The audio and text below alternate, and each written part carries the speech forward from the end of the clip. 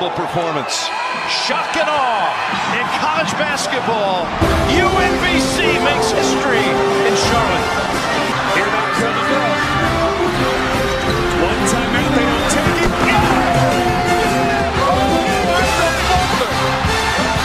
Rifles it right in front of the at midcourt, extra pass. And he goes for the win. For a finish at three. Woodford for the win! Yes! Yes! Kemba Walker, step back, Walker, Cartier, Kemba does it again! UConn wins at the buzzer! Now back up top! Time out in this situation. Jesperson, half-court lead. Jesperson does it! Archie Diakono, 3 seconds at midcourt. Gives it to Jenkins for the championship. Rebound into the hands of Hunter. And Virginia with the all-time turnaround title.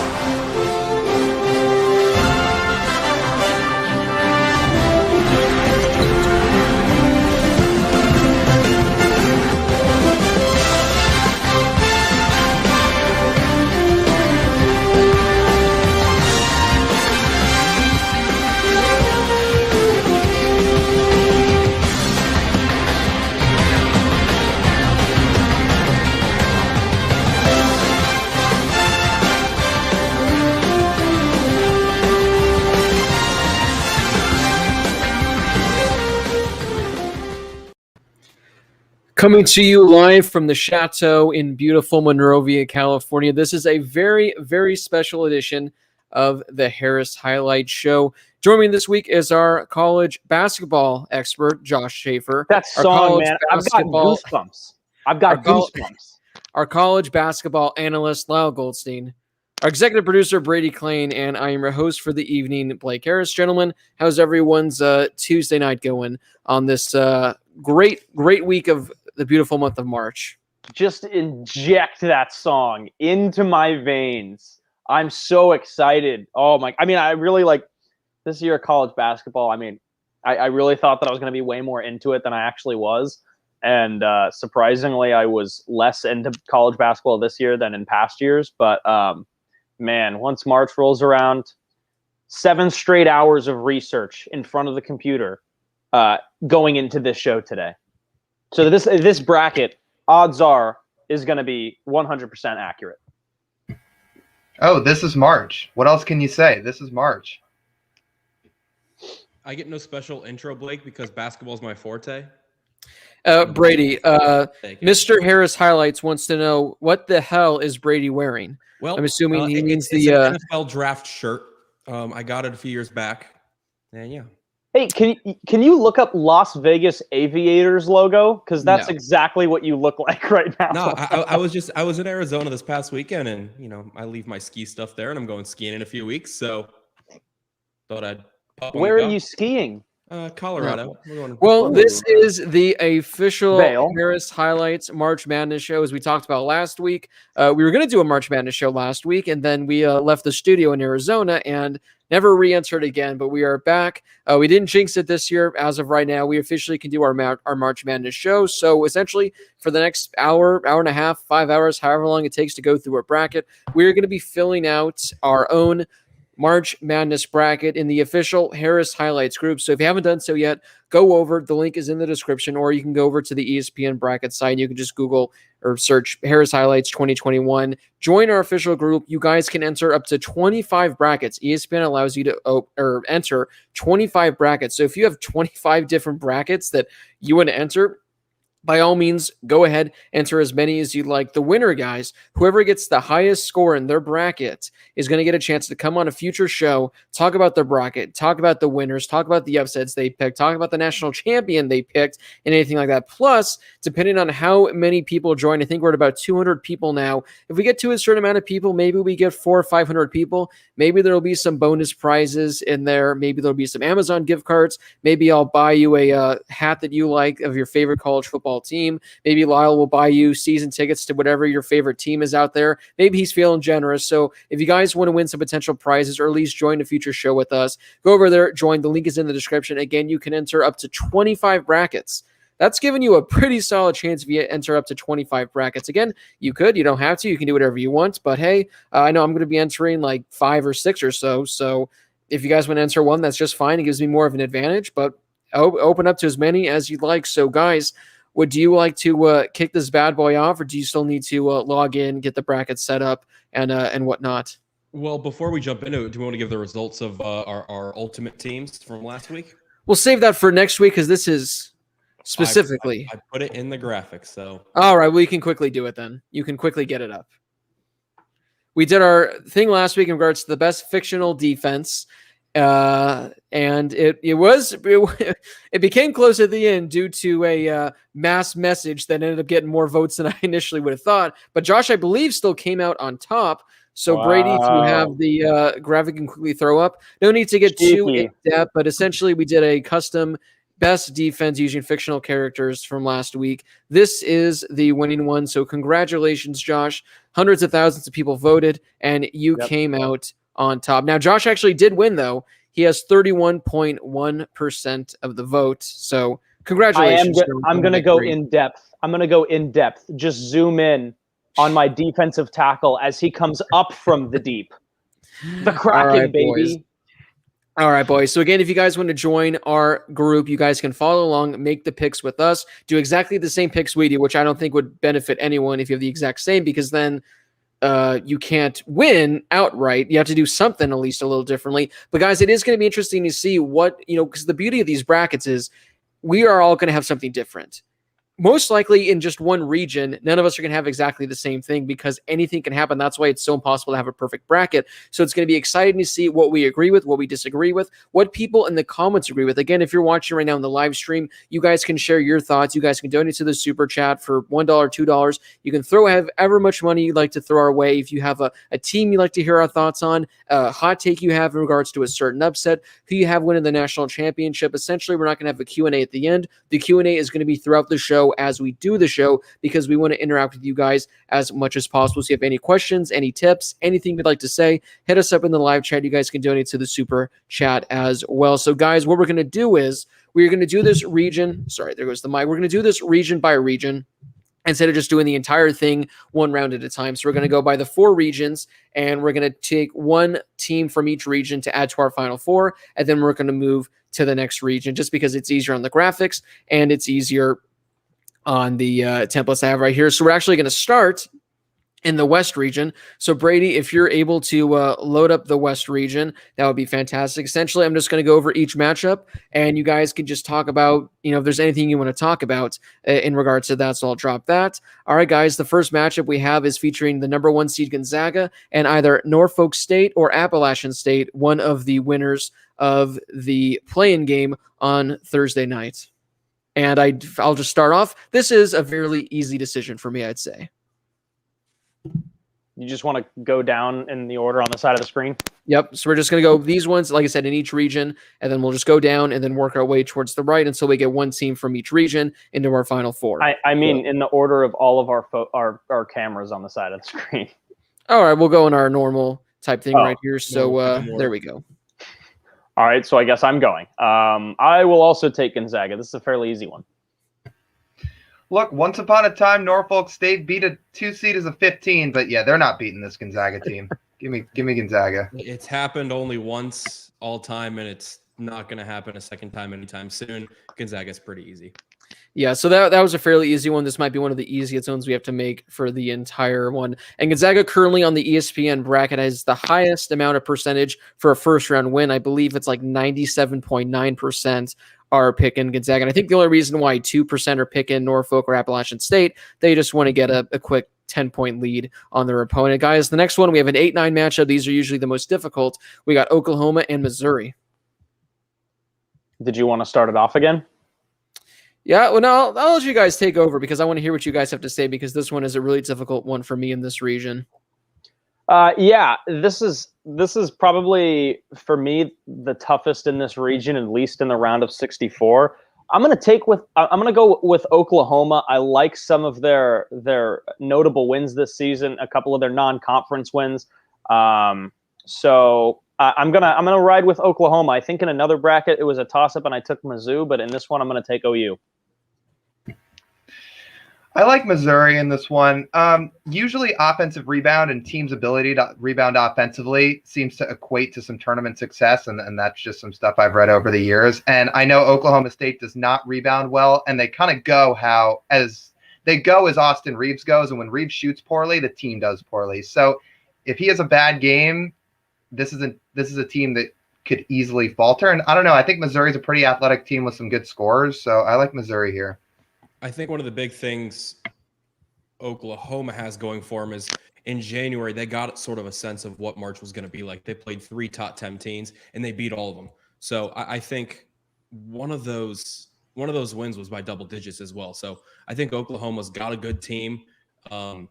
They ended off the year pretty poorly. I think they lost 4 straight to finish off the regular season, but yeah. I think a decent SEC tournament for them. I think I'm going to go with Oklahoma on this one.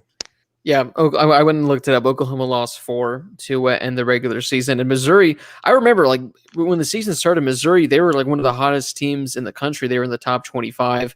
Again, it's a toss-up. I just went and looked it up. I do have the spreads up, so that way we can go over the spreads and see how that looks. Oklahoma's currently favored by 2 points in this game. So again, truly a toss-up. But I am going to go with Missouri in this one just because for some reason I'm just leaning that way.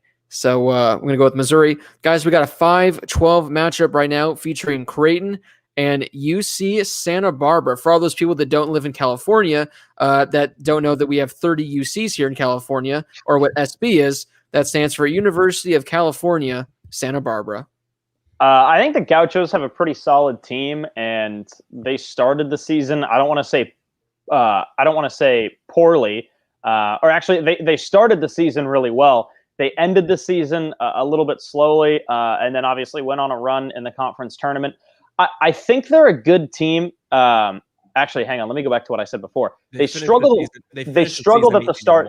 Yeah, they struggled at the beginning of the season. Went on an unbelievable run towards the end of the season. But again, the Big West Conference is one of those conferences that has some sneaky good teams like UC Irvine, UC Davis have been really good in the past. UC Santa Barbara's had some years. I just don't think that this team beating up on so many of the smaller schools that they're going to play against can compete with Creighton. And Creighton has some wins this season against a handful of teams that are already in the tournament. So I know these 5-12 matchups are typically fun ones. I think it'll be a good game, but I'm going to confidently pick Creighton in this one. This one was a toss-up. Like I spent some time on this one because UCSB had a really good year, and it's always kind of tough to judge these mid-major teams with good records against some of these. I guess in college basketball you could call it a Power 6 team. The Big East was a little bit down this year, and Creighton's had some issues of its own, but ultimately I leaned with Creighton in this one, and I took the Jays. Yeah, I went with the Blue Jays as well, and I think McDermott's had a fair share of problems this year, both on and off the court, but I think they're peaking at the right time for Creighton. They got blown out in the Big East Championship, but I think it's one of those things where they still have momentum moving forward. So I'm going to go with Creighton pretty confidently in this one. Yeah, the thing especially with March Madness is you got to ride the teams that are hot, ride the teams that are cold. And yeah, Creighton, they just lost by 30 points, whatever it is, to Georgetown. And it is tough to, really evaluate UCSB because they play in such the Big West. They play in, no disrespect to the Big West, but the Big West, it is in the Big East. So I really want to go with the Gauchos in this one. I am going to go with Creighton. Guys, the good thing with ESPN in regards to these matchups, they have a bunch of seed facts at the bottom. So before we get to the next pick, number 5 seeds have won 64% of the meetings with number 12 seeds, but 2019 marked the 3rd time in the past 7 tournaments that number 12s won 3 of the 4 matchups. So the last time we saw the tournament, 3 of the 4 12 seeds took home the victory, but I think Creighton's the better team. I don't think they're going to be hungover after that game, so I'm going to go with the Creighton, which brings us to the next one, the reigning champions. It's been a while. But they are the reigning champions, the Virginia Cavaliers, number 4 seed, taking on the number 13 seed Ohio Bobcats. This is essentially the same type of basketball team we've seen the last 5 years from Virginia. They score like between 65, 75 points a game. I think the average is somewhere around 68. But they don't give up points.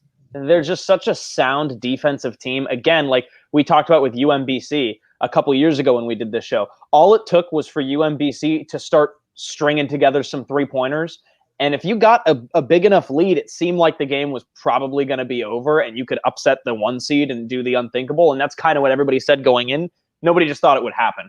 I don't see that happening here. Ohio scores a heck of a lot of points in games this year. But Virginia's just so sound defensively. I don't see them meeting a team that scores a lot and then losing like they did a couple years ago. So I've got UVA.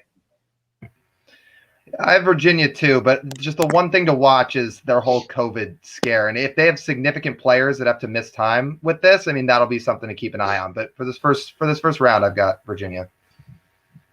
Yeah,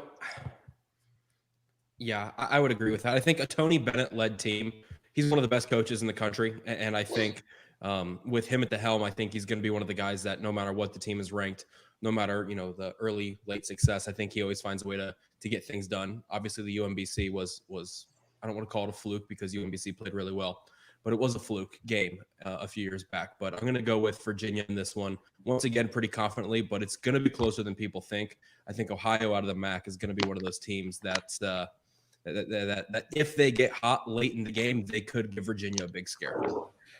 This is where I got my first upset coming in, guys. I got Ohio taking down Virginia. Ohio, Jason Preston, guys. This is a guy averages 16.77. A lot of people think he's going to be a top 15, maybe a top 10 pick in the upcoming NBA draft. And what we've seen in a lot of these March Madness type games is you got to have the best player on the court. And Ohio, they're going to have the best player on the court. They average 81 points a game, one of the highest scoring teams. I think one of the 3 or 4 highest scoring teams in the tournament.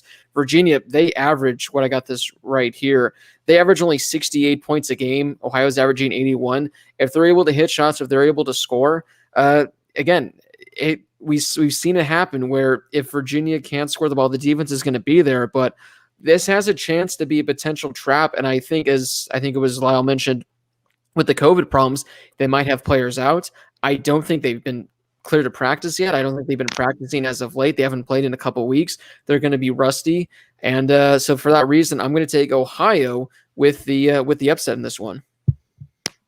Which brings us now to our next matchup, USC, the number 6 seed, taking on the number 11 seed, either Wichita State or Drake, whoever wins that game. The one I do love the play-in games just because it allows more teams a chance of reaching the tournament, but it does make it so much harder to fill. I mean, granted, you can fill out this bracket Thursday night after all these games are played, which still can happen, but it's more difficult, especially right now, because Wichita State, they can come out, they can win by 20 points, dominate Drake, and all of a sudden I'm thinking, I'm riding with Wichita State, but now you don't know who's going to be there. Again, you can do this Thursday night, but as of right now, it makes this decision kind of difficult because now you're deciding between 3 teams essentially to move on.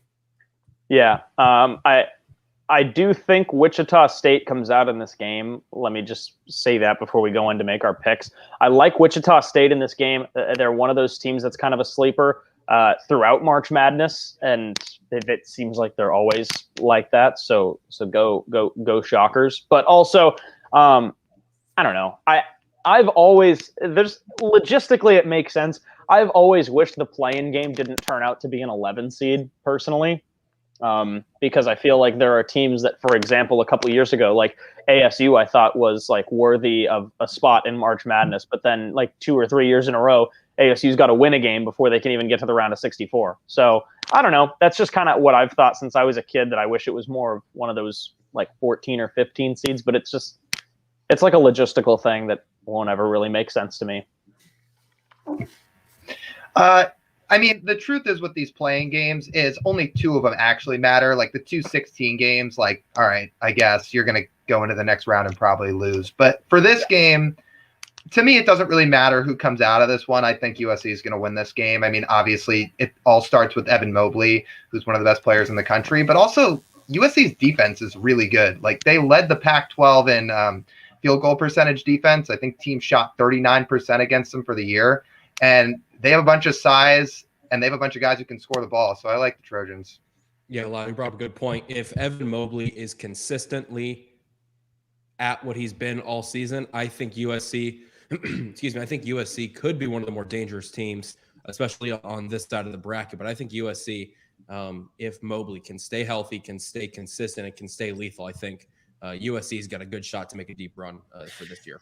Yeah, either way, I think USC beats whoever one of these two teams are. But I will say, in regards to Drake, they started the season. I don't have it in front of me. They were like 17-0. They were 18-0, something like that. I think they dealt with some injuries. They finished the year like 4-3, 5-3. This is a team. I don't know how healthy they are, but let's just say that they have their full roster and they're really healthy and ready to go. This could be a team that we see it. It seems like a lot of years, there's always one team from one of these playing games that makes a run to like the Sweet 16 or the Elite 8. I wouldn't be surprised if Drake, again, assuming everything's right, because to go 18-0, I mean, regardless of who you're playing, that's quite impressive.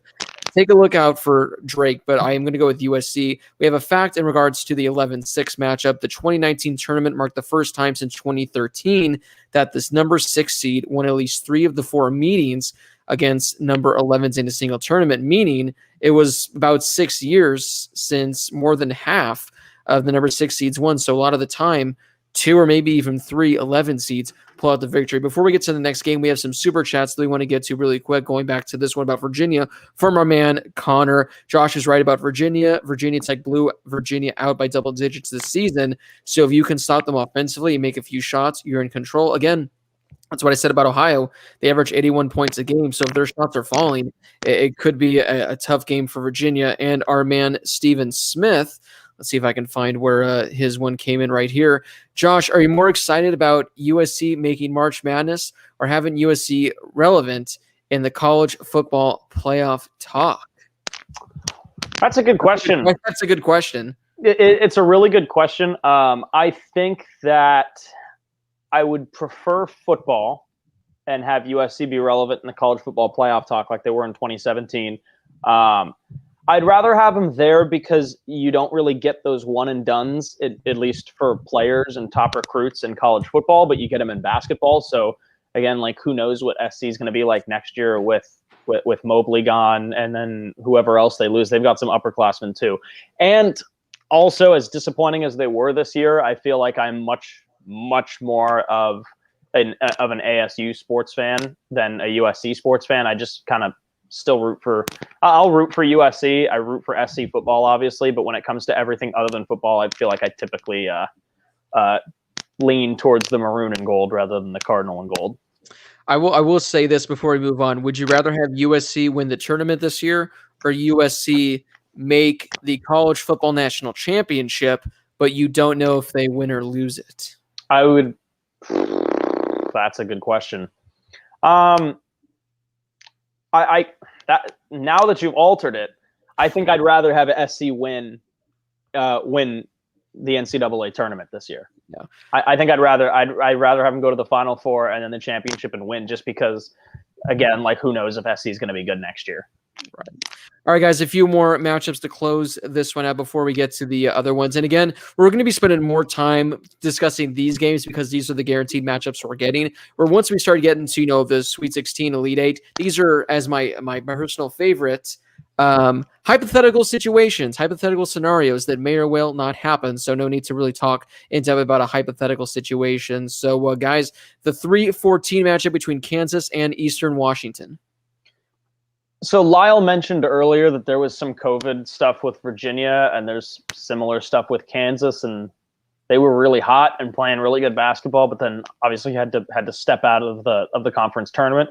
So barring something drastic or barring more players being out of the round of 64, at least to start, I think that Kansas handles Eastern Washington, but I do think that anything could happen. I am more confident in my Kansas pick over Eastern Washington with potential COVID concerns than I am picking Virginia over Ohio State or over Ohio with COVID concerns. But I'm going to take Kansas.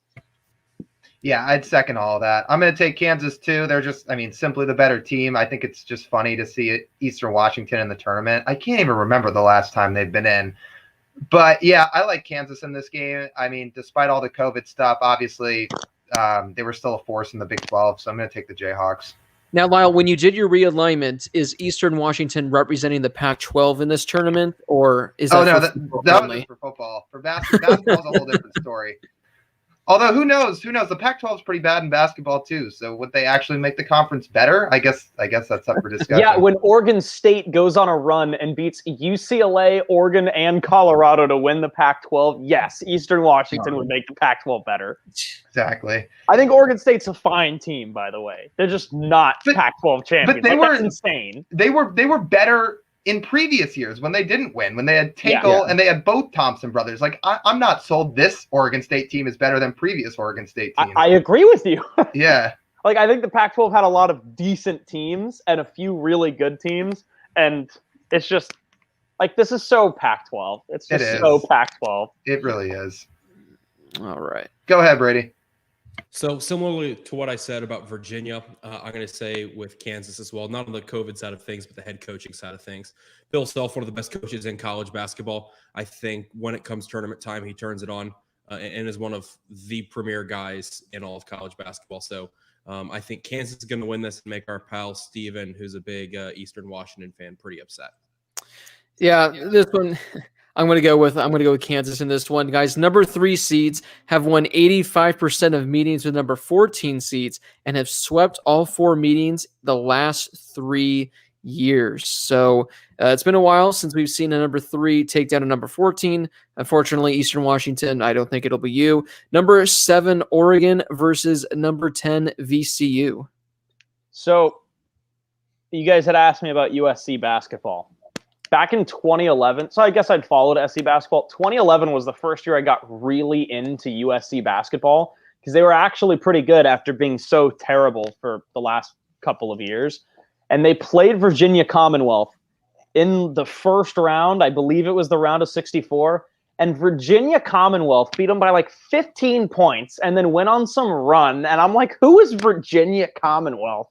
So I think they could be sneaky. They've made similar runs like that before, but I'm going to take Oregon. I think Oregon is a lethal team. They can be lethal. I don't think they were the best team in the Pac-12. I don't think they're the most talented team in the Pac-12.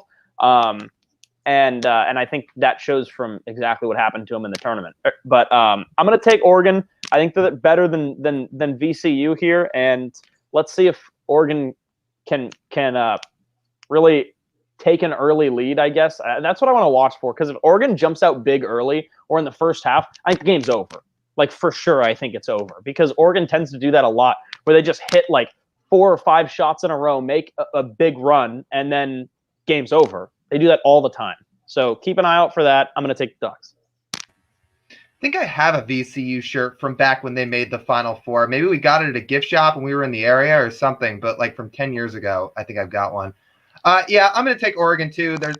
They're incredibly experienced. Duarte, Figueroa, Omar Rui. I mean, this is a senior-led team. Duarte's gone off this year. I like the Ducks in this one. Yeah, Duarte and Amore are really good players, but I honestly think VCU's defense is one of the most underrated aspects of their team. And they're a strong defensive team. They always have been ever since the Shaka Smart days. I remember them being a grinding defensive team. So I'm going to go with VCU for my first big upset of the tournament this year. Yeah, I do want to go VCU, but Oregon, they have the experience. This is the time of year when they get the hottest. They easily could have won the Pac-12 tournament, which probably would give them a higher seed. So I'm going to go with the Ducks. Guys, the 2019 tournament marked the first time since 2010 that number 10 seeds won 3 of the 4 meetings, with number 7 seeds in a single tournament. So the last tournament, most of the number 10 seeds took home the victory. Will that be the case this year? Who knows? The final one over here before we start advancing the next picks, that'll be a lot quicker. Number 2, Iowa versus number 15, Grand Canyon, making their first official appearance in the tournament. And I think the only team from Arizona that's making the tournament. If you had told me a year ago, before all of those U of A sanctions got handed down, to the self-imposed ban or whatever that is, you could not have paid me to believe that GCU would be the only Arizona team in March Madness this year, especially with how good we all thought ASU was going to be. Anyway, shout out to GCU for holding a pep rally in a sold-out arena the other day in the middle of COVID. That's dope. I'm taking Iowa. Yeah, Iowa's Iowa's really good. I mean, they've got the best player in college basketball in Luka Garza. I thought he had a really good chance to win the Wooden Award last year. He barely missed out against Obi Toppin. But, I mean, this is a pretty easy pick, Iowa. There aren't many guys in college basketball history that announce their numbers going to be retired while they're still playing there. And Luka Garza is one of those guys. So I think it's pretty easy to ride with Iowa moving forward. Could have been a 1 seed had they not lost. I think either Iowa or Illinois, the winner of that game was going to grab the 1 seed, and Illinois did. But I think Iowa is going to make a pretty deep run this year. Yeah, I'm going to go with Iowa as well. Guys, the interesting fact is number 2 seeds against number 15 seeds are 132-8 all time. The latest loss, do you guys remember when the last time a number 2 seed lost to number 15 seed was? Because I sure do. Was it? Yeah, it was Florida Gulf Coast against Georgetown, I think. No. Sorry. Michigan State, Middle Tennessee. Middle Tennessee. Yeah, Michigan State, Middle Tennessee. That's the year that I had Michigan State winning my bracket. So did I. And I had to wear a Speedo through Old Town Pasadena before we moved to our getting a team into the Final Four. Steven Smith comes in with the super chat saying, I don't believe in Iowa because every year they make the tournament, they normally lose either first or second round. Look at their history in March Madness, which again, with certain teams, Lyle did it with Virginia a few years ago because of their history in March Madness. What's happened? A lot of people, although this is an amazing Gonzaga team, they're kind of hesitant just because of their history. But I mean, this is a really good Iowa team. They have a chance to make a solid run, so I'm not going to worry too much about their history. Brady, you're still going to go back up because now we're just going to go through our hypothetical matchups and who we have coming out of each region. So, guys, for everyone that tuned in, doesn't remember, pretty much for these next 4 matchups, just say which 2 teams you have and then which team you have advancing, and then so on for the Sweet 16 and the Elite 8. Again, these ones, since we've already explained who we have winning, no need to really explain much more than we have this team beating this team. Yeah. So for the first game, I've got 1 seed Gonzaga and 8 seed Oklahoma, and this one's another straightforward one for me. I've got Zags. I've got number 1 Gonzaga, number 9 Missouri. Another really easy pick. Gonzaga's going to take care of them. I have Gonzaga, Oklahoma. I think Gonzaga gets it done. Yeah, and I got Gonzaga, Missouri, and I think Gonzaga handles it with ease. For the next one, I've got 5 seed Creighton and 4 seed Virginia. This is another tough one. I'm gonna ride with Virginia. I like the defensive factor here, and I think it'll take them pretty far, just like it did last time. I have number 5 Creighton and number 4 Virginia too, and same thing. I have Virginia. I don't know if it really matters going into the next round which one of these teams wins, but I think Virginia gets gets the win in the round of 32. I'm going Creighton. I have Creighton and Virginia in this one. I'm going to go with Creighton just because of their wins over ranked teams. I think they have 4 or 5. They have 3 wins over ranked teams. Virginia only has 1. So I think Creighton gets it done. Creighton always finds a way this time of year to move forward in the tournament. Yeah, and I have Creighton and Ohio. And guys, I'm going to keep Ohio's Cinderella run alive. They score the ball well. And again, if they're able to hit shots, they're scoring 80 points a game. Creighton, again, I don't know what Creighton team we're getting. They just lost by 30. So I'm going to have the Ohio Bobcats reaching the Sweet 16. Interesting. Oh, but not as interesting of things are about to get for this next pick. Oh, God. So for me, my next one is 6 seed USC and 3 seed Kansas. I genuinely think SC might be one of the top maybe 6 or 7 most talented teams in the tournament this year. And obviously, like Lyle said, great rebounding, but they're a little bit streaky. It all comes down to whether or not they can hit free throws. To be quite honest with you, they would have had a lot fewer losses if they had hit some free throws. I think they hit their free throws against Kansas, so I've got SC moving on to the Sweet 16. I've got USC and Kansas too, and I've also got USC over Kansas. Again, COVID thing, not going to help Kansas, especially since one of the guys affected by it is David McCormack, who's Kansas's big man. I don't know how they're going to stop Evan Mobley without him. I had doubts about them stopping him with McCormack, and Mobley's still the most talented player on the floor, even against a team like Kansas. So I like USC to move on in this one. I have USC Kansas as well, and I also like USC in this one. Josh, you brought up a second ago, is the free throw shooting. The Trojans only have 1 guy on the team shooting over 70% from the stripe, so that's going to be a big thing, especially in late game scenarios. We see a lot of these March Madness games come down to 1, 2, 3 points. So I'm going to go with USC just because of the Mobley factor. but I expect Kansas to keep it close. That's a really bad stat, by the way. I mean, that's shockingly horrible. Mm-hmm. Guys, I'm shocked. I didn't think we'd have a clean sweep, but I'm going SC as well. Again, just for the fact that Mobley's going to be the best player on the court, and that is an advantage. I mean, remember years ago, I think it was a decade ago, when Jimmer Fredette literally put BYU on his back and led him to what I think the Elite Eight, Sweet 16. Now, of course, Mobley's not going to be dropping 40 points a game like Jimmer was, but we've seen a player could carry a team far in the tournament. And again, the COVID issues with Kansas, not exactly as certain. Guys, since 2008, number 3 seeds have won 18 of 21 meetings with number 6 seeds. So usually they come out on top, but not today. I'm going to go with USC advancing to the Sweet 16. So for the next game, I have 7 seed Oregon and number 2 Iowa. I think Iowa's a far superior team, but I like Oregon to keep it interesting. But kind of like you guys said in the last round, tough to pick against the Hawkeyes. So I've got Iowa. I've got Oregon and Iowa too. Same thing. I think this is a good game, but in the end, I think too much Luka Garza helps Iowa prevail. I have VCU, Iowa, and I think Garza's an elite player, an elite factor in March Madness and college basketball as a whole, and it's going to be tough to slow him down. I'm going Iowa. Guys, I have one. I got Oregon, Iowa, but I think what Oregon's able to do in the tournament every year, they have the experience. I just think that they're able to pull something out of their hat. Again, had they not slipped up in the Pac-12 tournament, they would have been a much higher seed, probably a 5 seed, maybe a 4 seed, depending on how the committee would have viewed a Pac-12 champ. So I'm going to have Oregon with the upset, taking the Iowa Hawkeyes out in the round of 32. Wow. Which brings us now to our Sweet 16. So I've got number 1 Gonzaga versus number 4 Virginia. I like Gonzaga again. I just think they're a much more potent team, and eventually a team with a potent offense can probably catch up to Virginia. And if there's one team that's going to do that, I think it's going to be Gonzaga.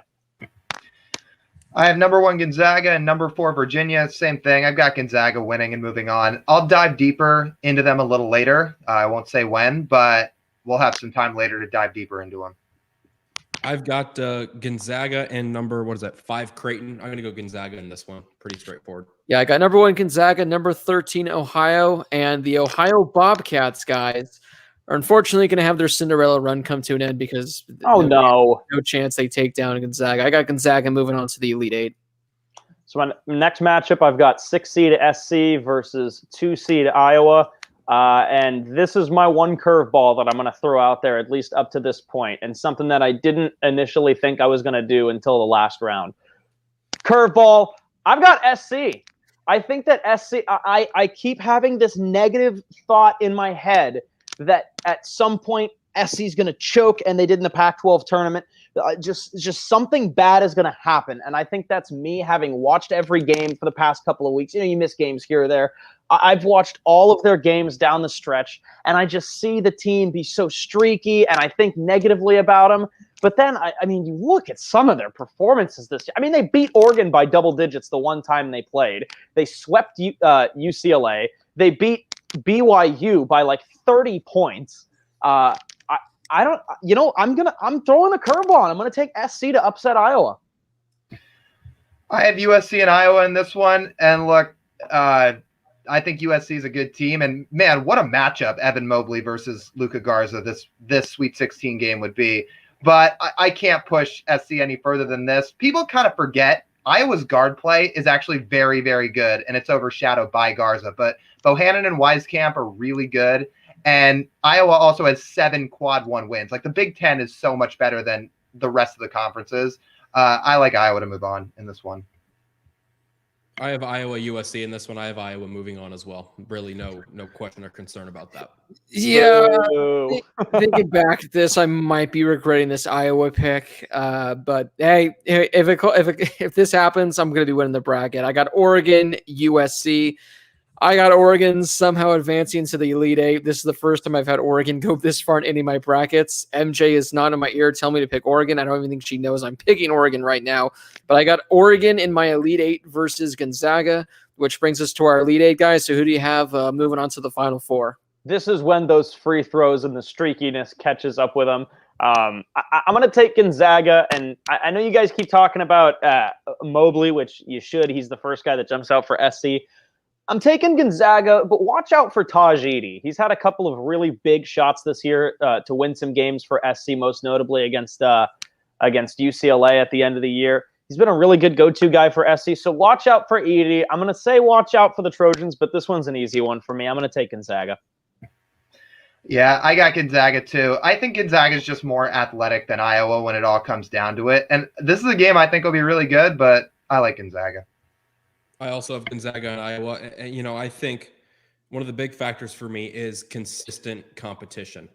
And you look at these teams, a lot of these lower Gonzaga is, the number one team in the country, but they really haven't played a whole lot of, upper echelon talent. I think Iowa playing in the Big Ten and moving on far into the tournament, the Big Ten tournament like they did, I think Iowa's in a better position than Gonzaga is to move forward. So I'm going to go with Iowa.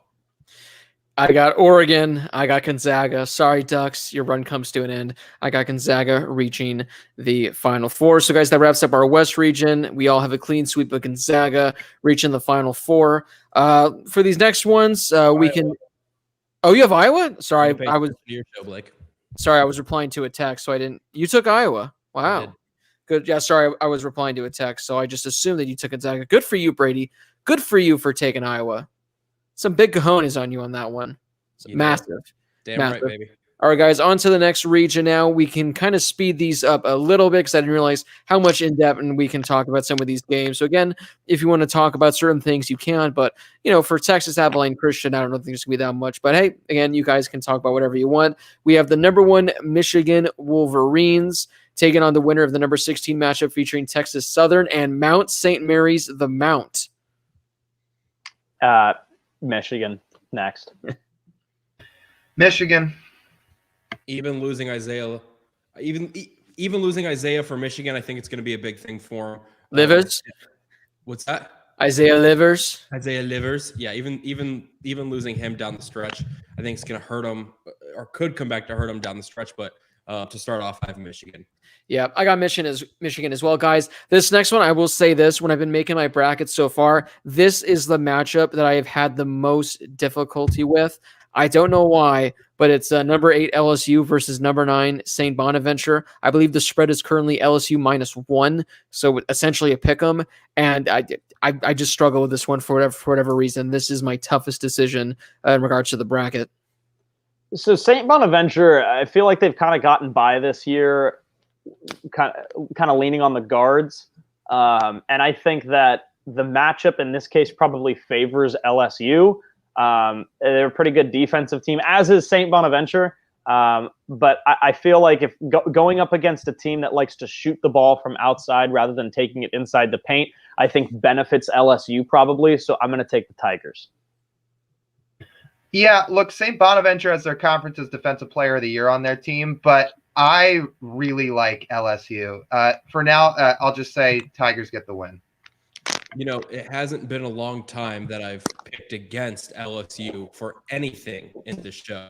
And I'm going to do it tonight. I think the Bonnies are red hot. They have 5 guys averaging double-digit scoring. So, 50 points from 5 guys is pretty consistently good, I would have to say, at minimum. So I'm going to go with the Bonnies in this game. I'm going to go with the 9-seed Bonnies. I'm reading the chat right now, and Troy Kane says LSU does not play a lick of defense. They average 82 points a game, but they also allow more than 75 points a game, so that could hurt them. My gut and heart is telling me LSU. For whatever reason, I'm thinking St. Bonaventure, but I got to go with my heart, so I'm going to take LSU with the win. Number 5 seed Colorado versus number 12 Georgetown. This is kind of 2 different teams that realistically, if they didn't do so well in the conference tournament, Georgetown's probably not in, and Colorado. They're not in, and Colorado's definitely not a 5 seed. I think Colorado is a very good basketball team. I'm gonna take Colorado. I don't know. I'm kind of interested to see how far some of you guys have CU going here, but I've got Colorado over Pat. I don't have Colorado winning a game. I have Georgetown winning this one. Look, I don't trust them. I know that Georgetown kind of caught a break with the whole COVID thing in the tournament, but they did like dismantle some teams. Like, I mean, that win over Creighton, like, it does stand out. And then look, it's just hard to trust the Pac-12, like especially in the tournament, and especially when Arizona's not in it. I know we don't say that many nice things about U of A on this show, but the truth is they usually are a pretty good basketball school. And it's just hard to really have that much confidence in many Pac-12 teams. I have USC in my Sweet 16, but I just don't see it with Colorado. I think Georgetown finds a way to win this game. How about McKinley Wright and Batty? Dude, he's been there for like 10 years, I swear, McKinley Wright. Hey, is the ball guy still at Kansas? Perry Ellis. Yeah, exactly. He's Perry Ellis. Yeah. But I like Georgetown. This is one of the tougher ones for me because it is the 5-12, and the 5-12s usually do produce some of the best games. However, I am going to go with Colorado, but I think Georgetown got hot at the right time. I think to have them win the Big East tournament was big for them. You know, their coach isn't even known at Madison Square Garden. He's one of the greatest to ever play the game, so who knows there. I'm going to go with Colorado in this game, and I think the Buffaloes, especially with McKinley Wright, can make a run. I do want to say, to add some intrigue in regards to Colorado with this video moving forward, Brady did send a text into our group chat earlier today, and I quote saying, "Am I crazy for thinking Colorado can make a deep run this year?" So none of us know what Brady means by deep run. That could mean Final Four. That could mean Elite Eight. That could mean them just winning a game. So stay tuned to see what Brady means by Colorado making a deep run. I'm with Lyle. I don't trust the Pac-12. Georgetown, again, Colorado's probably the better team, but Georgetown is playing hotter than I thought. They've been playing fantastic ball, and I'm actually going to go with Georgetown in the upset in this one, which brings us to Florida State, number 4 seed versus number 13 seed, UNC Greensboro. This has actually been one of the tougher ones for me to pick too. I'm going to go with Florida State just because I like the offense. I think maybe as a team collectively, I think I might like UNC Greensboro better, but I'm going to take the higher seed here. No, do it. Oh, I've got some other picks coming. That's why I'm not going to go crazy. I'm going to take Florida State. Florida State by 3. This game comes down to the very, very end. But I'm going to take the Noles. I actually really like Florida State. I think they have a pretty good, deep team. They're athletic. They've made some runs in the past. I like the Seminoles. Yeah, I like Florida State as well in this one. The ones that seem like the easiest ones that you don't even think twice on, like this one for Florida State, where I have not even once considered UNC Greensboro, those are the ones that normally come back to bite you. But again, Florida State, they have the experience. They made it, I think, to the Elite Eight a few years ago. I think that's the game that Lyle was at when you're effing insane. I believe that was that game. Brady and I were both there. Yeah. Okay. That was Florida State has experience. I want to go with the Seminoles in this one. Guys, we have another 6-11 matchup featuring 2 play-ins. Number 6, BYU, the Storm and Mormons, versus the winner of either Michigan State or UCLA, some of the most historic programs in college basketball history, battling it out in a play-in game. So I'm taking Mick Cronin and the Bruins to beat Michigan State. And then I like Tiger Campbell to come up big for the Bruins. I like UCLA over BYU. I think Michigan State beats UCLA, and I think they beat BYU. Now, if UCLA beats Michigan State, my opinion on this game might change because it is a play-in game. But I've got Michigan State winning their play-in game and then beating BYU. January, February, Izzo, April, May, June, July, August, etc. I like that. Mm-hmm. That's like what, your second or third Rothstein reference? Yeah, it's up there. Yeah, it's up there. He just has them all written down on his little notepad. You know, no, he's got too many to use them all in one show. Buy stock now. I'm also going to run with UCLA, and I also think UCLA is going to beat BYU in this game. I don't know why. We've watched the Pac-12 all year long, and they've been less than satisfactory, to say the least, in the nicest way. However, I think UCLA finds a way. I really do. When UCLA is good, they're really good. Mm-hmm. So, yeah. But I think they're on like a 5-game losing streak right now, which it kind of hurts them. Again, this is they one of should have beat USC though, too. And Michigan State's hot right now. Yeah, so. This is one of those things again where you can come back Thursday night after the game ends and readjust the bracket. That's why it's so hard to know. But I'm with Lyle also. I think Michigan State beats UCLA, and then I think Michigan State beats BYU. Michigan State's just the hotter team.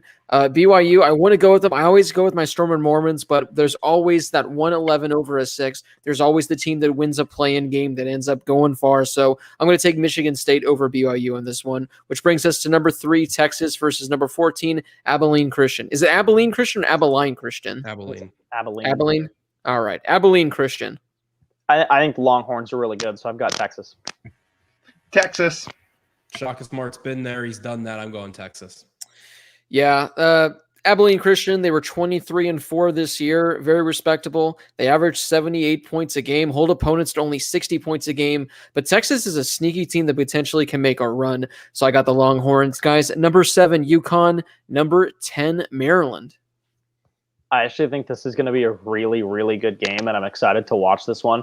I want to take Mark Turgeon and Maryland. I met him at the Final Four a couple of years ago, and got a cool picture with Turgeon, so that's cool. I think I'm going to ride with UConn, though. I like UConn. James Bouknight's going to be the best player on the floor. He averages over 20 a game. I just think UConn has a little more firepower than Maryland does, so I've got UConn. A Hurley-led team has made it to the tournament. Who would Yes. have thought? Yes. I'm going UConn as well. They didn't play as many games as Maryland did, but I do think the ones that they did play, UConn really, really played well. You know, they're averaging like 73 points a game, and Maryland's only averaging in the mid-60s. So almost a 10-point differential, and I think UConn, they've been in the same scenario the last few years. I say last few years. Many years back, but that was with the Kevin Ollie-led team. But I'm going to go with UConn in this game. I think UConn gets it done. Another one of those things where, for whatever reason, I don't like picking against the Big Ten, but I think UConn. I don't know. I was going to say this is one of those ones where I just didn't think twice. Just UConn's the better team, but that means Maryland somehow is going to pull one out. But I'm going to go with the Huskies in this one. Guys, this is so annoying. Not only is Alabama a damn dynasty in football, they're good in basketball now. They're a number 2 seed. Apparently, Avery Johnson's not the coach anymore. Go figure there. They're taking on number 15, Iona, led by Rick Pitino, who has experience in the tournament. Brady has... my app just quit out and lost my whole bracket. Oh. Wow. Well, I'm sure for the most part you remember who you picked, so Yeah, it's going to take quickly to go. That's okay. All right, guys. Number 2, Alabama versus number 15, Iona. Iona's always in the tournament. They're always around. They're always interesting. But I like Nate Oates in Alabama. They're a good team. And like Blake said, it's really annoying. Iona dominates this conference, the MAAC, and I know way too much about them thanks to my dad. But, I mean, there's just no way they're going to beat Alabama. Alabama's so good, and I'll have time later to dive deeper into Alabama. I just got my bracket back, so we're happy about that. But who would have thought a few years back that Pitino would be coaching again in college basketball? Potentially a name to be looking out for a big-time head coaching opening. Go Hoosiers. Hooray. We're miserable. I'm going to go with Alabama. You know, imagine, they're the first team since, what would it be, Florida, to win both national championships in the same year? Probably. I think because that's when they won with like Joakim Noah, Al Horford. Mm-hmm. So, boy, oh boy. Yeah, the last thing we need is Alabama to make a run and win this whole thing. Just have Alabama fans be the worst fan base. I mean, they pretty much already are. But I like Alabama to win. I like Iona to cover. Rick Pitino, he has experience, and I think Iona's 17-point underdogs. We've seen Iona in this tournament many years before. While Jay went to Iona, right? That's why you know so much about them? No. Well, he went Cornell. But he went to Cornell, but he grew up. Right. He grew up 5 minutes from Iona, so he grew up like a big Iona fan. Right. Yeah, I mean, quick fact on Iona for this year: they missed so much time with COVID. They missed an insane amount of time with COVID protocol. So they were like a 9 seed in the MAAC tournament this year, and they were an underdog in every game. They were underseeded in every game, and then they obviously went on to win because they still dominate the conference. All right, guys, moving on now to our round of 32. Just say who you got winning. We'll get to our Sweet 16, our Elite 8, and the team that we have representing the East region in the Final Four. Hang on, I clicked away because I accidentally scrolled down to the South. So it ends with Iona. So the first game is the Michigan, or yeah, it should be Michigan. So I've got 1 seed Michigan and 8 seed LSU, and I like Michigan. This is my first real curveball. Look, I got Michigan and LSU. I have LSU moving on in this game. 1 seed has to go down at some point. I mean, usually 4 1 seeds don't make it to the Final Four. And LSU, look, I know they give up a lot of points on defense, but they have 3 legitimate scorers on this offense. They were inches away from winning the SEC. Cameron Thomas is averaging over 20 a game, and they have size in their front court. So, like, especially with Isaiah Livers out for Michigan, like, this smells like trouble to me. So I like LSU to move on. Yeah, the Isaiah Livers loss is going to be big for him, but I think Michigan it is a well-led team. Juwan Howard's been a great coach for them, won Big Ten Coach of the Year deservedly, and I think Michigan's going to move on. Lyle definitely took a look at my notes or something. I don't know how he did it, but I do have Michigan. It may not be this round, but I think Michigan's the first 1 seed that goes down. I just don't see any way that Michigan's able to make it to the Final Four, especially when you get to the lower teams in this bracket. So I got LSU taking down Michigan with, again, I guess the biggest upset up to this point so far in our bracket. So for the next one, I've got 5 seed Colorado and 4 seed Florida State, and this is when I think maybe it catches up with Colorado and they get beaved like they did. Ooh, that doesn't sound good. They get Oregon Stated like they did in the Pac-12 title game, where they just get like down early and then have to come back. I like Florida State. Yeah, I've got Florida State and Georgetown in this matchup, and I have Florida State advancing. I have Colorado, Florida State, and I have Colorado advancing. I think they're getting hot at the right time. And so it continues. Just how deep are they going to go? Well, they're deep into the Sweet 16. Will they go deeper? I don't know. We'll have to find out, guys. I got Georgetown, Florida State. I want to have Georgetown ride this momentum, but I think it comes to an end. I got Florida State winning the game. For the next one, I've got the winner of Michigan State and UCLA, who, by the way, I guess you guys had brought up in the last round. I think the winner of that Michigan State-UCLA game beats BYU regardless of who it is. But for the sake of this, I've got UCLA versus Texas, and I'm sticking with the Longhorns. So I've got Texas. I've got same thing. I got Michigan State projected to advance over BYU, and I've got Texas, and I have Texas moving on in this one. Look, Michigan State has some good guard play, Langford, Henry, but I don't think it's enough to take down Texas. I have UCLA advancing against Michigan State, and then I have them matching up with Texas, and I have Texas moving on as well. And pretty much everything these guys just said, I got Michigan State advancing, I got them playing Texas, but I got Texas winning this game. And then for my last one, I've got 7 seed UConn and 2 seed Bama, and sorry, Danny Hurley, I'm going to stick with Bama. I also have UConn and Bama, and I've got Alabama advancing. UConn and Bama as well. UConn and Bama, and those Bama fans start to smell blood because there's hope that they're in the Sweet 16 now. All right, guys, we're in the Sweet 16. 2 matchups here. What do we guys have for teams advancing to the Elite 8? I need to figure out how I can click forward. Hello? Okay. So Sweet 16. I've got here's another close one. I did another bracket and I have this exact same matchup with Michigan and Florida State. I'm going to take Michigan at least for one more round. I still think they're the better team here, so I'm gonna stick with the Maize and Blue at least for one more round. In this Sweet 16 matchup, I have LSU and Florida State, and as good as LSU's offense is, this is where I think their run comes to an end, and I have Florida State. This tournament is all about underdog stories and guys getting hot at the right time. I think McKinley Wright is one of the most overlooked players in college basketball.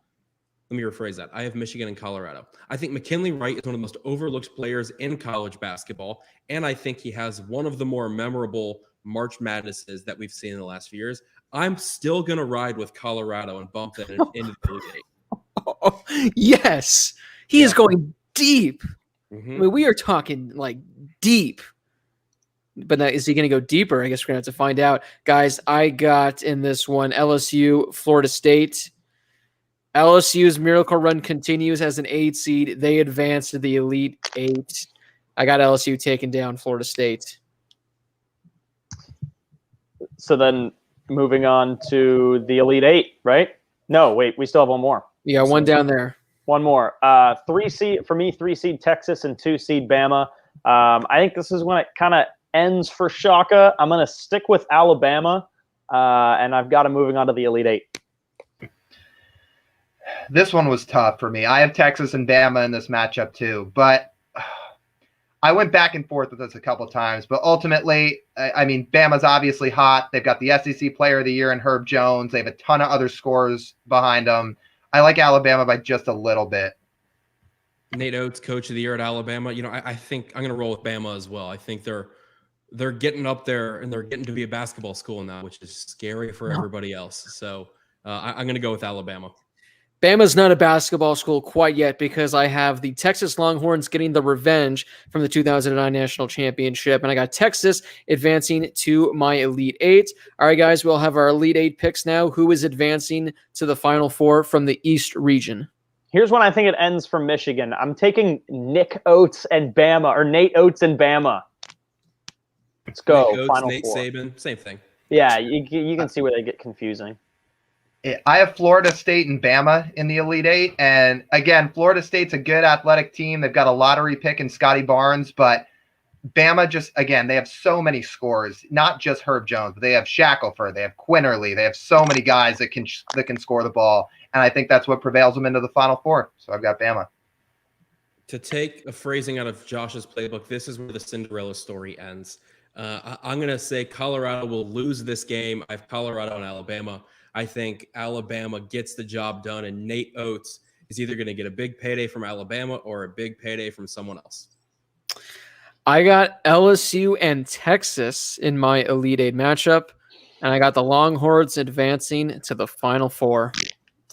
All right, guys, so there's our East region, and let's move on now to the South region, go through these bad boys, then we'll get to the Midwest, and then we'll get to our Final Four, and we'll pick a winner for our bracket. All right, guys, let's kick things off with number 1 seed Baylor and number 16 seed Hartford. Bears. Good Lord, this Baylor team is good. Baylor. Hartford, I hope you're able to cover and keep it respectable, but Baylor's going to just smack you. All right, guys, another good 8-9 matchup, as all of them are. North Carolina and Wisconsin. Fun fact, I was looking at the percentages of people that pick teams to win the national championship. Last I looked, which was yesterday, I think North Carolina was like in 9th place for the most picked to win the national championship. Although they're the 8th seed, they still have the name appeal, so they're getting more votes than 3rd seed and 4th seeds are. Yeah, I mean, I guess it was still kind of a down year for them. Obviously, they're the 8th seed. They had a ton of games postponed or just obviously straight up canceled. And then they lost a bunch of games early. Wisconsin played in a tough conference. You know, they lost to Michigan like 2 or 3 times. But Wisconsin forces so many turnovers. And I think it's going to be the mistakes that ultimately lose the game for North Carolina. So I've got Scotty. This North Carolina team has size. They have 2 forwards at 6'10", but this is not the same North Carolina team that we usually see in the tournament. This Wisconsin team, like Josh just said, they play great defense. They have a guy that can score the ball in Demetric Trice. And the Big Ten is just so much better than the ACC this year. And Wisconsin, you know, went through that tournament. They went through the ringer this year. I like Wisconsin to win this game. I like Wisconsin as well. I think, yeah, North Carolina has the name factor, but it's not the same this year for the Tar Heels. So I'm going to go with Wisconsin. Yeah, you guys kind of took everything I wanted to say. I like Wisconsin. I like Scotty. I like the bad boys, but so I like Wisconsin in this one, guys. Number 5 seed Villanova versus number 12 seed Winthrop. Winthrop, Iona. I don't know. Winthrop, like Iona, is always there, but I'm going with Villanova. For me, this is the easiest upset pick in the whole tournament, and I think this is a very popular upset pick. So not only was the Big East down this year, but Villanova does not have its best player. I mean, it's pretty unfortunate that Colin Gillespie went down with this MCL injury, but he's done. He's not going to play in the tournament, and Winthrop is a 1-loss team. This smells like an upset to me. I like Winthrop. I'm glad I'm not the only one. I also have Winthrop in this game. I'm going to be the only one to take Nova, huh? I don't know, dude. I think Nova's, I don't want to say past their prime because they did lose one of the best players in the country. But at the point right now, they're on sort of a downward hill. And so, 24-1. or 23-1, whatever Winthrop was throughout the year. 23-1.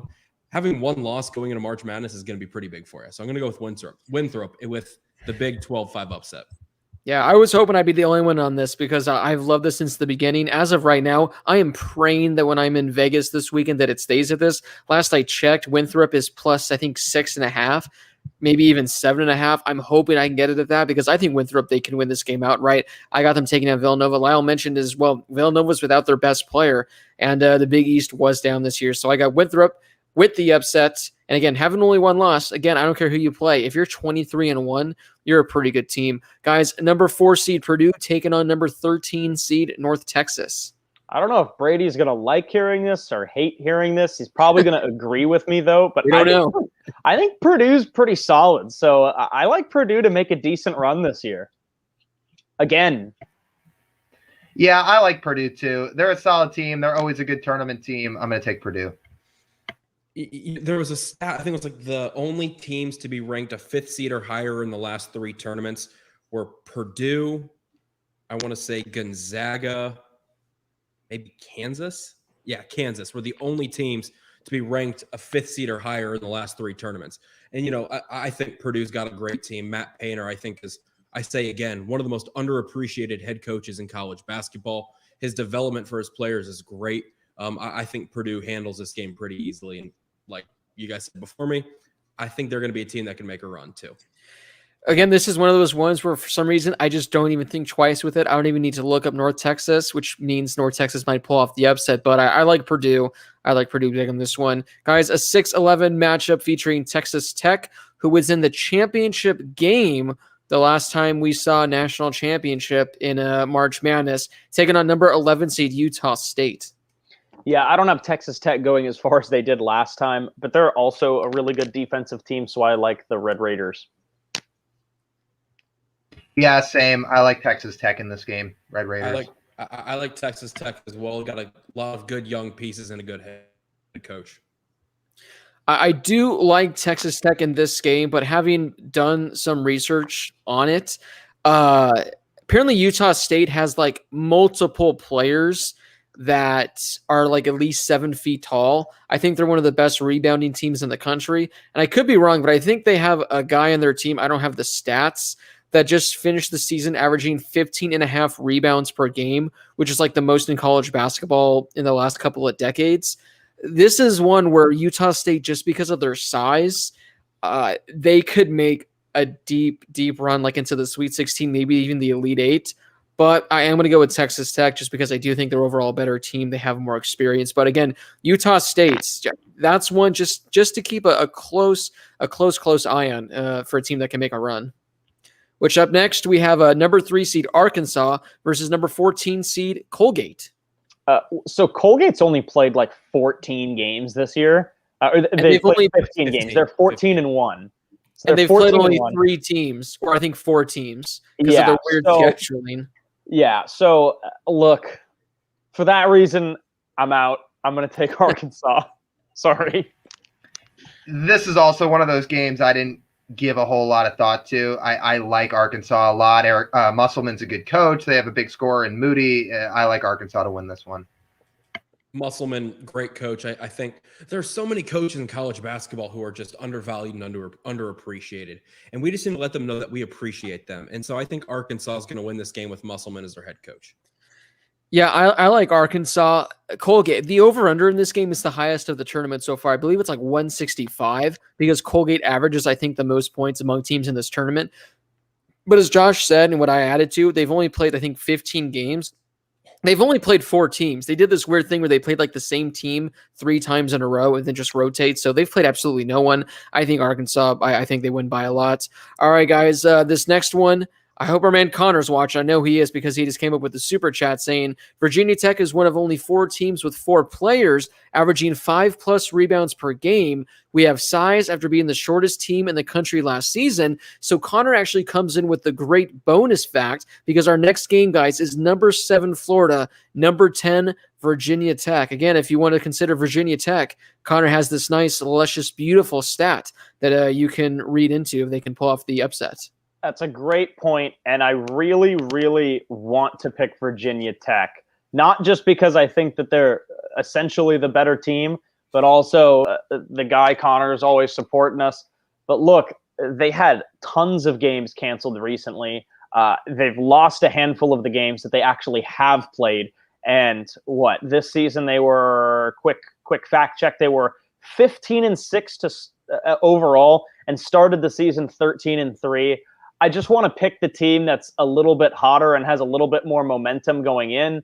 And although Florida, things kind of ended maybe not how they wanted, but I still think Florida has a little bit more momentum entering the tournament. So I'm going to pick the Gators reluctantly.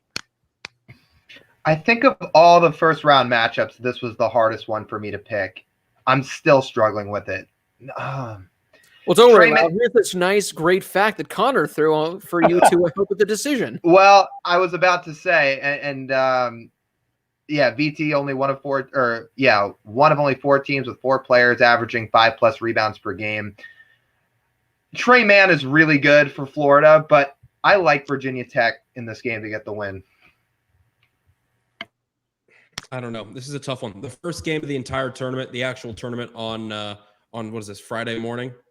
Mm-hmm. So it's bright and early out there in Indianapolis. So I think this is the toughest one for me so far, because Virginia Tech hasn't lost to a top 25 team, or a BPI top 25. I'm going to go with Virginia Tech in this one, but I don't know how far they can make a run. I have them getting an early win, though. Yeah, that's the crazy thing. Looking at ESPN's, they're 4-0 against top 25 teams. I like Virginia Tech for that reason. This is a tough one, though. The thing I love about this matchup, though, is that Brady mentioned it. It's the first game to kick off the tournament, which somehow they always make sure they set up. It's always one of these tough. I don't know if it's the same seedings every year, but when I checked, I think this is the closest. I think maybe another matchup this is the second, where I think like 52% of people are picking Florida, 48% of people are picking Virginia Tech, meaning essentially right out of the gate, half of America's brackets are already going to be shattered. Which, again, it seems like it happens every year where the first matchup's always like a 50-50 draw. So I got Virginia Tech moving on, which brings us to our last matchup of the first round. Number 2, Ohio State. Again, Ohio State, you're good at football. Can you just not dominate basketball, please? Take on a number 15, Oral Roberts. I grew up with a guy named Lorenz Ross. There's no way he watches this show. But we went to elementary school, middle school, and high school together. He's the team manager for Oral Roberts and actually got in a few games this year and played for him. So that's how bad this team is. well, no, they're a pretty good team. It was his senior year. I guess on senior night, they let him get in, and he scored some points. So shout out Lorenz Ross. I can't pick you guys here, so I'm taking Ohio State. I think the Buckeyes are really good. The Buckeyes are really good. EJ Liddell, Dwayne Washington. If you guys remember Justice Suing from Cal, he's on this Ohio State team now. They're a pretty deep team. I like Ohio State. I like Ohio State as well. Yeah, I like Ohio State as well, guys. Before we move on, Grady Hickey says Texas is going to the Final Four. So Grady and I, we have something we agree on because I also have Texas in my Final Four. But do I have them going to the championship game? We'll have to wait and see again. If you guys have anything you guys would like to add or contribute, you guys can hit up the super chat in the live chat as well. We'll throw your comment on the screen. It could be a statement like this, a question, something like Connor giving us some helpful information. Every donation is appreciated. Also, you can see it below. Make sure to join the official Harris Highlights group. The link is in the description. You guys can enter brackets. You guys can submit up to 25 brackets, and the highest scoring bracket will get to hop on a future show with us, talk about the bracket, talk about the tournament, potentially some other prizes as well, depending on how many people we get in. All right, guys, we're on to the round of 32. Who do we got advancing to the Sweet 16? Round of 32. The first game here. Where are we? Sorry, it should be. I made my picks already, so they're already onto the next page. So it starts with Michigan, right? No, it starts with Baylor. Baylor, 1 seed Baylor and 4 seed Purdue. I've got Baylor. I think they're just so good. I think this is a good game though. Baylor, you skipped a little ahead there, dog. It's Baylor, Wisconsin. Where? What? Josh, why did you do the bracket ahead? Dude, because I just clicked the next one and it jumped way ahead. Where am I here? Oh You're boy. in Sweet Well, you 16. picked- Okay, you picked- so we're in the round of 32, yeah. So I've Yeah. got Baylor and Wisconsin. So spoiler alert, I've got Baylor. Baylor, Wisconsin, same thing. I've got Baylor. Baylor, Wisconsin, Baylor. Baylor, Wisconsin, Baylor. Next game, 5 seed Villanova, but it doesn't matter because I already spoiled my pick. And 4 seed Purdue, I've got Purdue.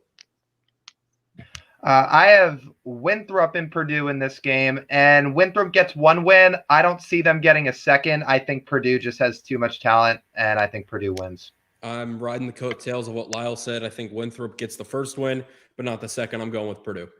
Yeah, I went Winthrop so badly to make a run into the Sweet 16, but unfortunately their Cinderella run comes to an end. I got Purdue moving on. Next one, I've got 6 seed Texas Tech and 3 seed Arkansas. I think Texas Tech can force a lot of turnovers, but Arkansas was just really good down the stretch. So I've got the Hogs. Yeah, I have Texas Tech and Arkansas in this matchup, and same thing. I have Arkansas moving on. I just think their offense is going to outplay Texas Tech's defense. Texas Tech, a top 10 BPI ranked team. However, their games against ranked opponents, not very good. They're only 3-8. However, I do think Texas Tech is going to get the win here. I like it. Potentially making a deep run back into the championship game, Brady. We'll have to wait and see. But I do have Texas Tech and Arkansas, and I got Arkansas moving on. So now we're into the Sweet 16. No, we're not. No, we're in the round of 32 still. Do we still have one more? Oh, it's the last game. Dude, so I have you guys on one side of the screen and the bracket on the other, but it like skips around anytime I move it. So it's very annoying. Anyway, last game, 7 seed Florida and 2 seed Ohio State. I just think Ohio State's too deep. So I've got the Buckeyes. I have Virginia Tech and Ohio State in this game, and I've also got Ohio State moving on. I have Florida, Ohio State, and I also have Ohio State moving on. I have Virginia Tech, Ohio State. I really want to go with the upset here with Virginia Tech moving on, but Ohio State is just, they're a good team. So Connor, hopefully your Virginia Tech Hokies can prove me wrong, but I got Ohio State. Speaking of Connor, he comes in with another super chat saying, just for fun, he did a college football dream Final Four of Alabama, Clemson, Ohio State, and Oklahoma, with Alabama beating Clemson for the national championship. I swear, if we somehow get a Final Four of those 4 teams, I'm just gonna stop watching college sports altogether, because that would be so unfair. That would just suck.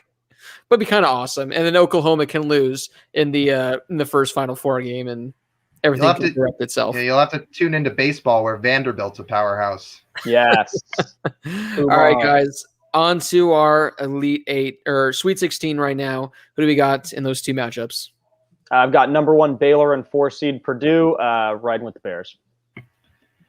Look, Purdue can play from behind, and they have a big scorer in Travion Williams, but it's not going to be enough to take down Baylor. I've got Baylor. Although, again, Purdue has like a handful of wins when they're down double digits this year.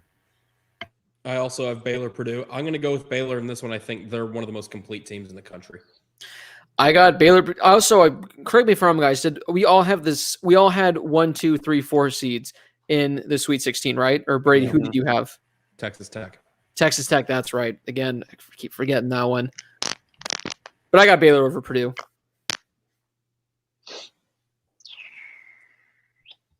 I've got 3 seed Arkansas and 2 seed Ohio State, and I'm sticking with the team that was hot down the stretch, and that was Arkansas. Ohio State struggled a little bit towards the end, so I'm going to keep going with the Hogs.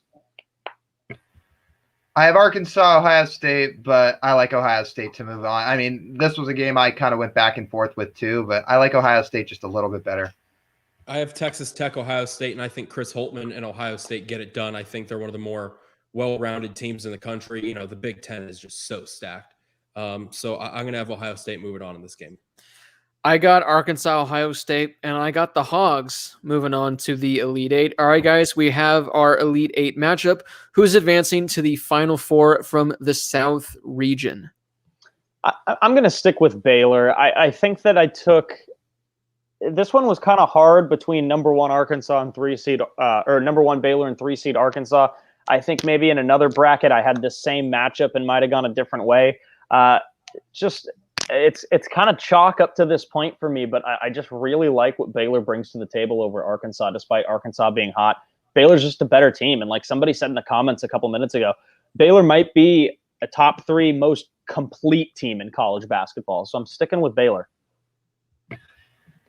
Another really good game, obviously 1 versus 2, and guys like Liddell and Walker are huge headaches for opposing defenses. But man, this Baylor team is just so good. Mitchell, Butler, Teague, Flagler. I mean, they're so deep. So I've got Baylor going to the Final Four. I don't know if you guys remember this, but a few years back, I think Baylor was playing Harvard, and Harvard out-rebounded Baylor. And after the game, a reporter asked one of the Baylor players, how does Harvard out-rebound Baylor? And he said, well, it's pretty simple. You go up and you grab the ball off of the rim with 2 hands, and then you bring it down and have it in your possession. And that's a rebound, and they had more of those. That had no reason to do with my pick. I just really wanted to recount that story because it was so entertaining. But it did lead me to pick Baylor in this game. I'm going to go with Baylor making their way to the Final Four. My first 1 seed making it to the Final Four. Did Harvard win that game? I can't remember. Yeah. I want to say because that's the year that my buddy Aiden that went to Harvard, just jokingly in our bracket with so much on the line, actually picked Harvard to win it all. And Harvard ended up winning a game, so they actually got the only points from that game. I got Baylor in Arkansas, and I got number 1 seed Baylor coming out the win, advancing to the Final Four. Guys, we move to our final region, the Midwest region. We're going to get through these, and then we're going to get to our Final Four, where we're going to share who we have advancing to the championship game and who we have taking home the national championship. Again, you guys can go join the official Harris Highlights Show group. The link to that is in the description of this video. You guys can enter up to 25 brackets on ESPN. Whoever gets the highest score is going to come on a future show, talk about the bracket with us, talk about the upsets, talk about the national championship, all that fun stuff. So again, you guys can submit as many brackets as you'd like, up to 25 to take all 4 of us down. Yes. You didn't introduce the next game. That's because it's not up yet. Oh. All good. All right, guys, here is the Midwest region. We'll start off with Illinois and Drexel. Drexel, if you guys didn't know, is in Philadelphia, Pennsylvania. And Illinois is in Illinois, and that's much more straightforward. So I'm going to take the Illini. I've got Illinois. If it weren't for Luka, Aya would be the best player in the country. I got Illinois. Yeah, I got Illinois as well. They get it done. Guys, number 8 seed Loyola Chicago versus number 9 Georgia Tech. Loyola Chicago, they were just in the Final Four a few years ago. They return now as the number 8 seed. And Sister Jean, 101 years young, is going to be in attendance at this game. She's vaccinated too, so good for her. Hey man, by the time that Loyola Chicago is able to pull out a win, she's going to be like the old grandma from SpongeBob with the chocolate when she's rolling up to these games. Because 101, Sister Jean, man, you're pushing it. Yeah. I don't know. Loyola Chicago could make another run, but sorry, Sister Jean, you're done. Loyola Chicago. You're done, Sister Jean. Bye. Yeah, sorry, Sister Jean. I'm taking Georgia Tech. They're hot right now. I think they're a very sneaky good team, so I'm taking the Yellow Jackets. Also, their football uniforms this year were fire, and we all agreed on that during football season. Not that that has anything to do with this, but Sister Jean, I'm taking a team that's red hot, and that's the Yellow Jackets. I said Florida Virginia Tech was the hardest first round matchup for me to pick. If that's 1A, this is 1B. I haven't used this reasoning yet on the show, but when I look at college basketball and dominance and teams and how well they're playing, I like to use Ken Palm's rankings a lot. And this guy's super analytical. He's smart, has his own website. Loyola Chicago is 9th on Ken Palm. And that's just behind Alabama, Ohio State, Houston, Wisconsin's just a little bit behind them. So they're really high. So this guy, Ken Palm, really, really values Loyola Chicago, and they've been really good this year. Having said that, Georgia Tech just won the ACC. They have the Defensive Player of the Year in Jose Alvarado, and they're red hot. This is literally a toss-up for me. Like, it's going to be so close. Just by a little bit, I'm going to take Georgia Tech. I'm going with Loyola Chicago. I think they're going to ride the momentum. Yeah, they had an off year, or let me phrase it, a year off. But I'm going to go with Loyola Chicago. I also saw the Ken Palm ranking, Lyle, and that put it over the top for me. Yeah, I mean, you guys mentioned the Ken Palm. Their BPI rank is 23rd, which for an 8 seed is absurd. Defensively, I think they're one of the best teams in the country. I've seen some metrics that have them as number one defensively. They allow 55 points a game. Georgia Tech, they are hot. Lyle said they just won the ACC. But Loyola Chicago, they've been here before. Granted, it's not the same team that they were, was that 2018? They made it to the Final Four. So not the exact same team, but hey, they got Sister Jean on their side. So I got Loyola Chicago winning this one, which brings us to number 5, Tennessee versus number 12, Oregon State, who we talked so highly of about 30 or something minutes ago. Look, I get that you guys don't trust the Pac-12. I am willing to trust the other teams. This is the Pac-12 team that I have no faith in March Madness. Yet for whatever reason, they beat UCLA, beat Oregon, and beat Colorado to win the Pac-12. It doesn't make sense. That's Pac-12 basketball for you. I don't see it happening. I'm gonna stick with the Vols. Rocky Top. Yeah, I've got Tennessee in this game. I don't think this is the best team Oregon State's fielded in recent memory. I think there's teams in years past that are better, like we talked about earlier. And also there is a reason they were picked to finish at the bottom of this conference. They just got a little bit hot late. I think Tennessee wins. College basketball is all about streaking at the right time, but I think Oregon State's doing that right now. Like Josh brought up the Pac-12 tournament, they had an absolute gauntlet they had to go through, and they made their way through it. But I don't think it continues for them. I have Tennessee winning. Yeah, Oregon State, they got lucky. They're hot. I get it, but I'm going to go with Tennessee. Are you gonna? Oh, sorry about that. I was making my pick. Sorry. Up next, we got number 4, Oklahoma State versus number 13, Liberty. Okay, so I go from not picking one OSU to then picking the next OSU. Go Pokes. I'm more of an Oklahoma State baseball fan, but I'll ride that momentum into basketball season and take the Pokes here. Oh man, is Cade Cunningham good? I've got Oklahoma State winning this game. He's so damn good. He's going to be number 1, isn't he? He'll be picked number 1. Oh yeah. Yeah. I think as long as you have the number 1 pick on your team, you got a pretty good shot moving forward. I think a Cade Cunningham led, if he's able to be on the court. I know he didn't play a few games to end the year, but I got winning that.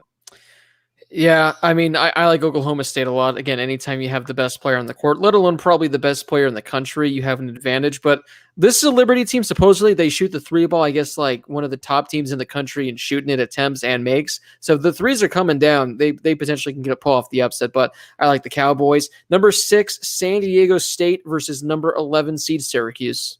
This is going to be a good one because just because SDSU is so good defensively, they've got a top 10 defense, but Syracuse has a pretty well-structured offense.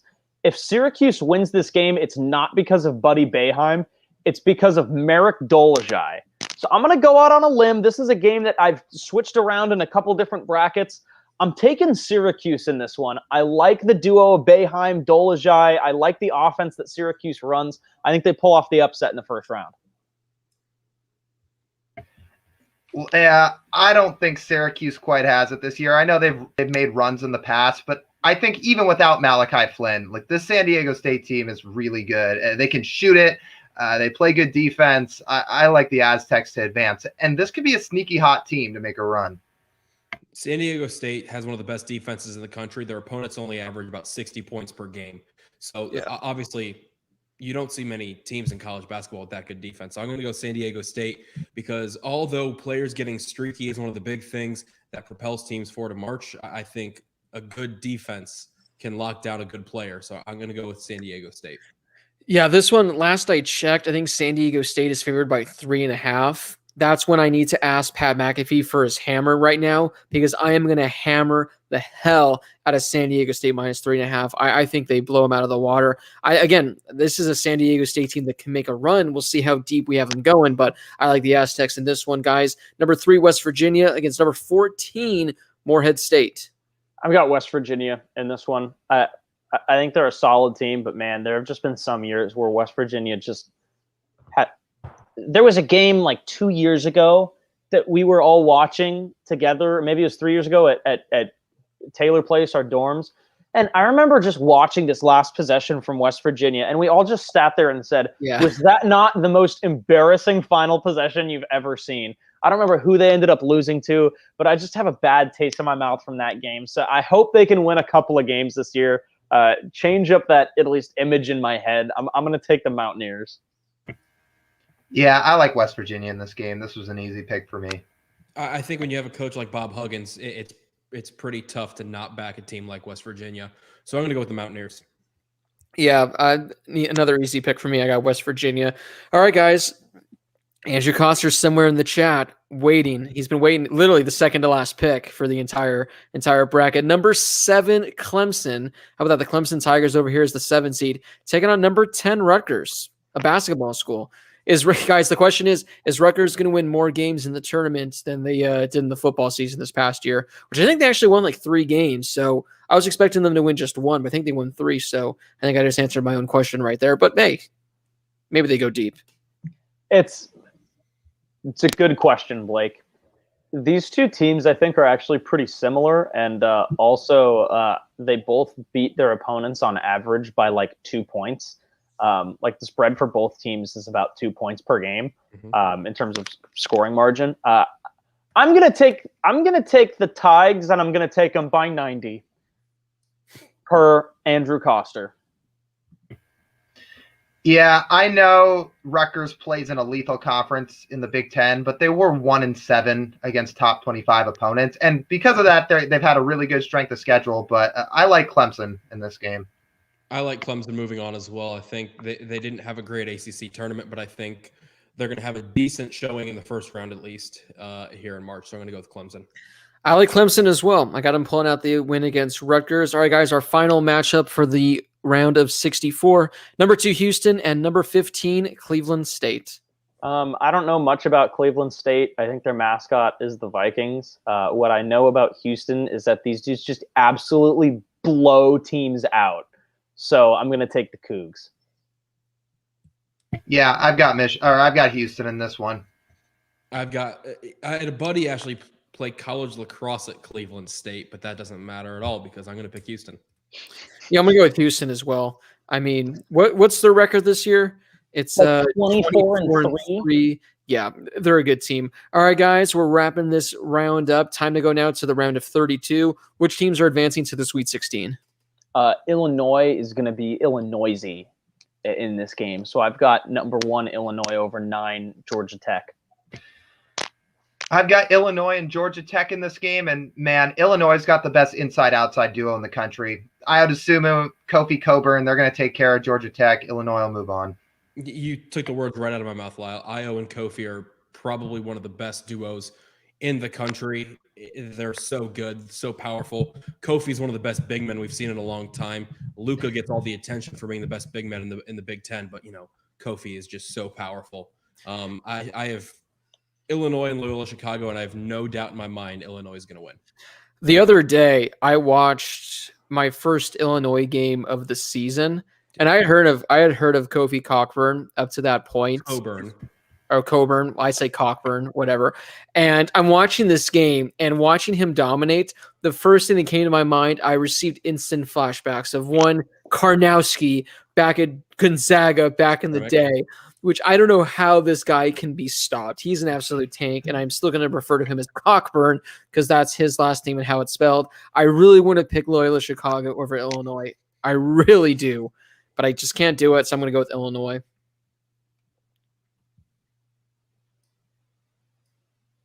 So introduce the next game, Blake.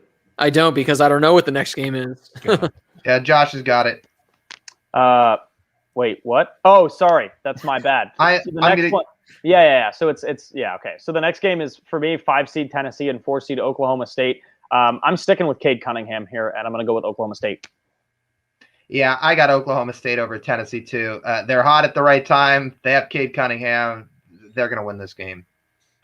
I think the Midwest region has some of the more lopsided matchups. However, they have some of the best players per team. And I think Cade Cunningham's up there with a guy like Io. And I think Oklahoma State gets it done in this game against Tennessee. I really think they're going to get a good win here. It might even be double digits. I don't know why, but I have a feeling that this could be the biggest win for Oklahoma State in the tournament.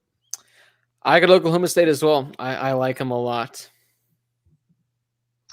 So for my next one, I've got 11 seed Syracuse and 3 seed West Virginia. Now, I do want to say, in a different bracket, I actually had 6 seed San Diego State beating West Virginia in this game and moving on to the Sweet 16. In this one, I threw the wrench in the plans there, guys, and I've got Buddy Boeheim, Dolezaj, and Syracuse. I'll pull another card out of Lyle's deck here and say, "You're done, Syracuse." I've got West Virginia. Yeah, I think West Virginia's is just too talented. I mean, they're great on defense. Culver's the Big 12's leader in rebounds. San Diego State's good. That's my matchup in this game, I should say, is West Virginia, San Diego State. But I like West Virginia to move on. I also have San Diego State, West Virginia. I think both teams got hot at the right time, but I think San Diego State, having only lost 4 games all year, is going to ride that momentum and move on into the tournament. I've got San Diego State beating West Virginia. Yeah, I got San Diego State, West Virginia, and I got San Diego State pulling off the upset, taking down the Mountaineers. Last one in this region, I've got 2 seed Houston and 7 seed Clemson, and I'm gonna go with the Cougars again, and Tigers versus Cougars. And sorry, Coster, I'm gonna stick with Houston here. I have Clemson and Houston in this game, and look, you got to take some risks. This is where I have Clemson moving on. Yes. Quentin Grimes is an animal for Houston. Houston has not played a lot of good teams this year. Like their strength of schedule isn't that great. When you look at Clemson, they have 10 quad 1, quad 2 wins. I know as of late they've started to falter a little bit. And yeah, they lost early in the ACC tournament. This is a good team, and they were really good early on in the year. I think they pick it back up and beat Houston here. Something that's just really humorous to me. In the first round, Houston is playing at Assembly Hall, which is IU's basketball arena. And their head coach is Calvin Sampson, who, I don't know if you guys know, but years ago was fired from Indiana for illegal recruiting and all that fun stuff. So now he gets to, make his return to the place he got fired from in his first round of coaching. Anyways, I have Clemson and Houston in the second round here. Coster, I'm sorry, I'm not going to be your hero. I've got Houston winning this game over Clemson. Coster, I'd love to be your hero more than anything, but that's not going to be me because I got Houston giving cheeks to Clemson in this matchup. All right, guys, Sweet 16, who's moving to the Elite 8? Okay, here's where it gets interesting. Illinois and Oklahoma State. Like Lyle mentioned, I think Illinois is probably the better team. Oklahoma State's got probably the best player in the country, and Cunningham, like we said earlier, is probably going to go number 1. I'm going to take Illinois here. Again, it's chalk, but I think they're the better team, and I think they win. I've talked about games that I've stumbled on, especially in the first round.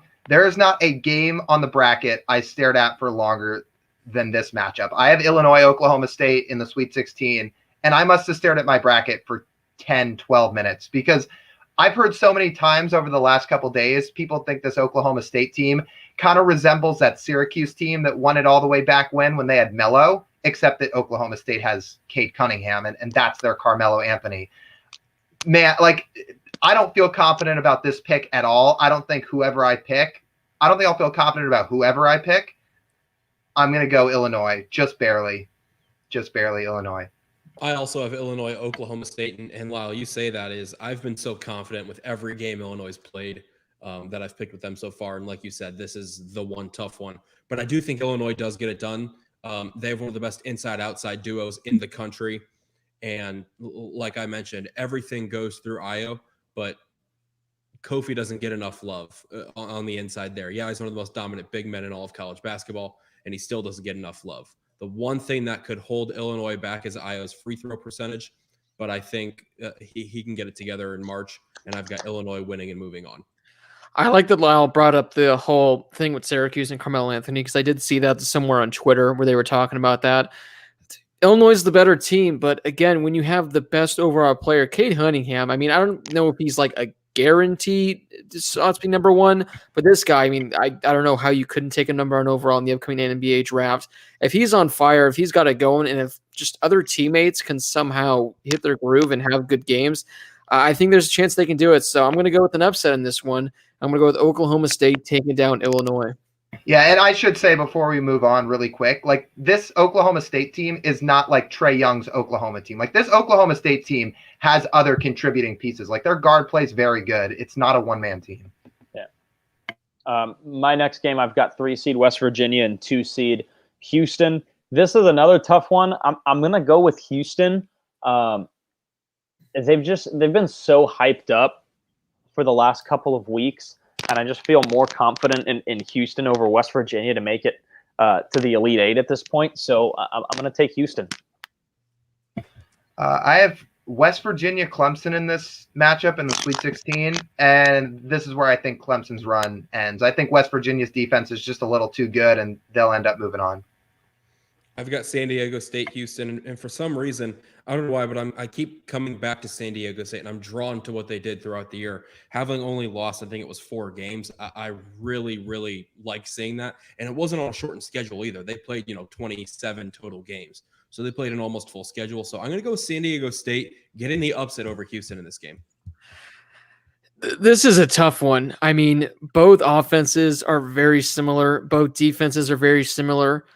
San Diego State was 2-0 against top 25 teams. Houston was 1-0 against top 25 teams. I really want to go with San Diego State, but something is just telling me to go with Houston just because it just feels like Houston's different this year. So it's tough, but I do like Houston advancing to the Elite Eight. Yeah. And then for the next, so am I just introducing it? Have I been doing that the whole time? I don't know. Anyway, with the Elite Eight, I got number 1 Baylor and 3 Arkansas for me. The wrong side of the bracket. Jeez, my God, dude!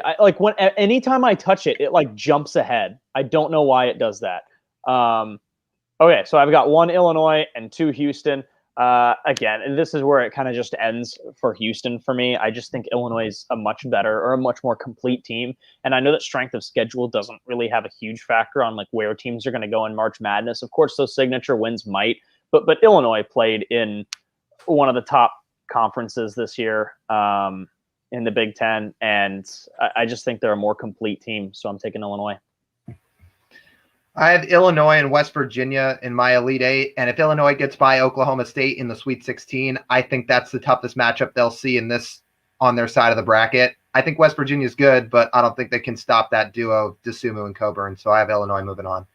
I've got Illinois, San Diego State 1 versus 6, and like I keep saying, the best duo in the country, in my opinion, in Ayo and Kofi. So I'm going to keep riding with Illinois. I think they're going to make it to the Final Four.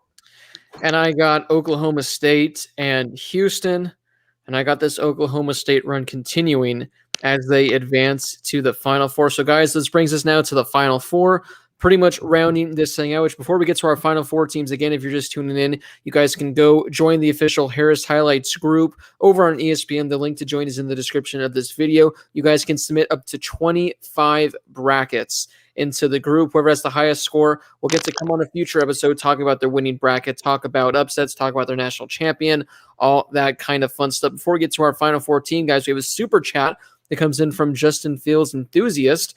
Fun fact, every Final Four dating back to 2013 has had at least one 5 or lower seeded team. In my opinion, or in my bracket, I have UConn going all the way to the Final Four. So I mean, that's a good pick. A lot of people are really high on this UConn team. We see it. I think when UConn years ago, weren't they like a lower seed? They were like a 7, 8 seed, something like that when they made that run years ago.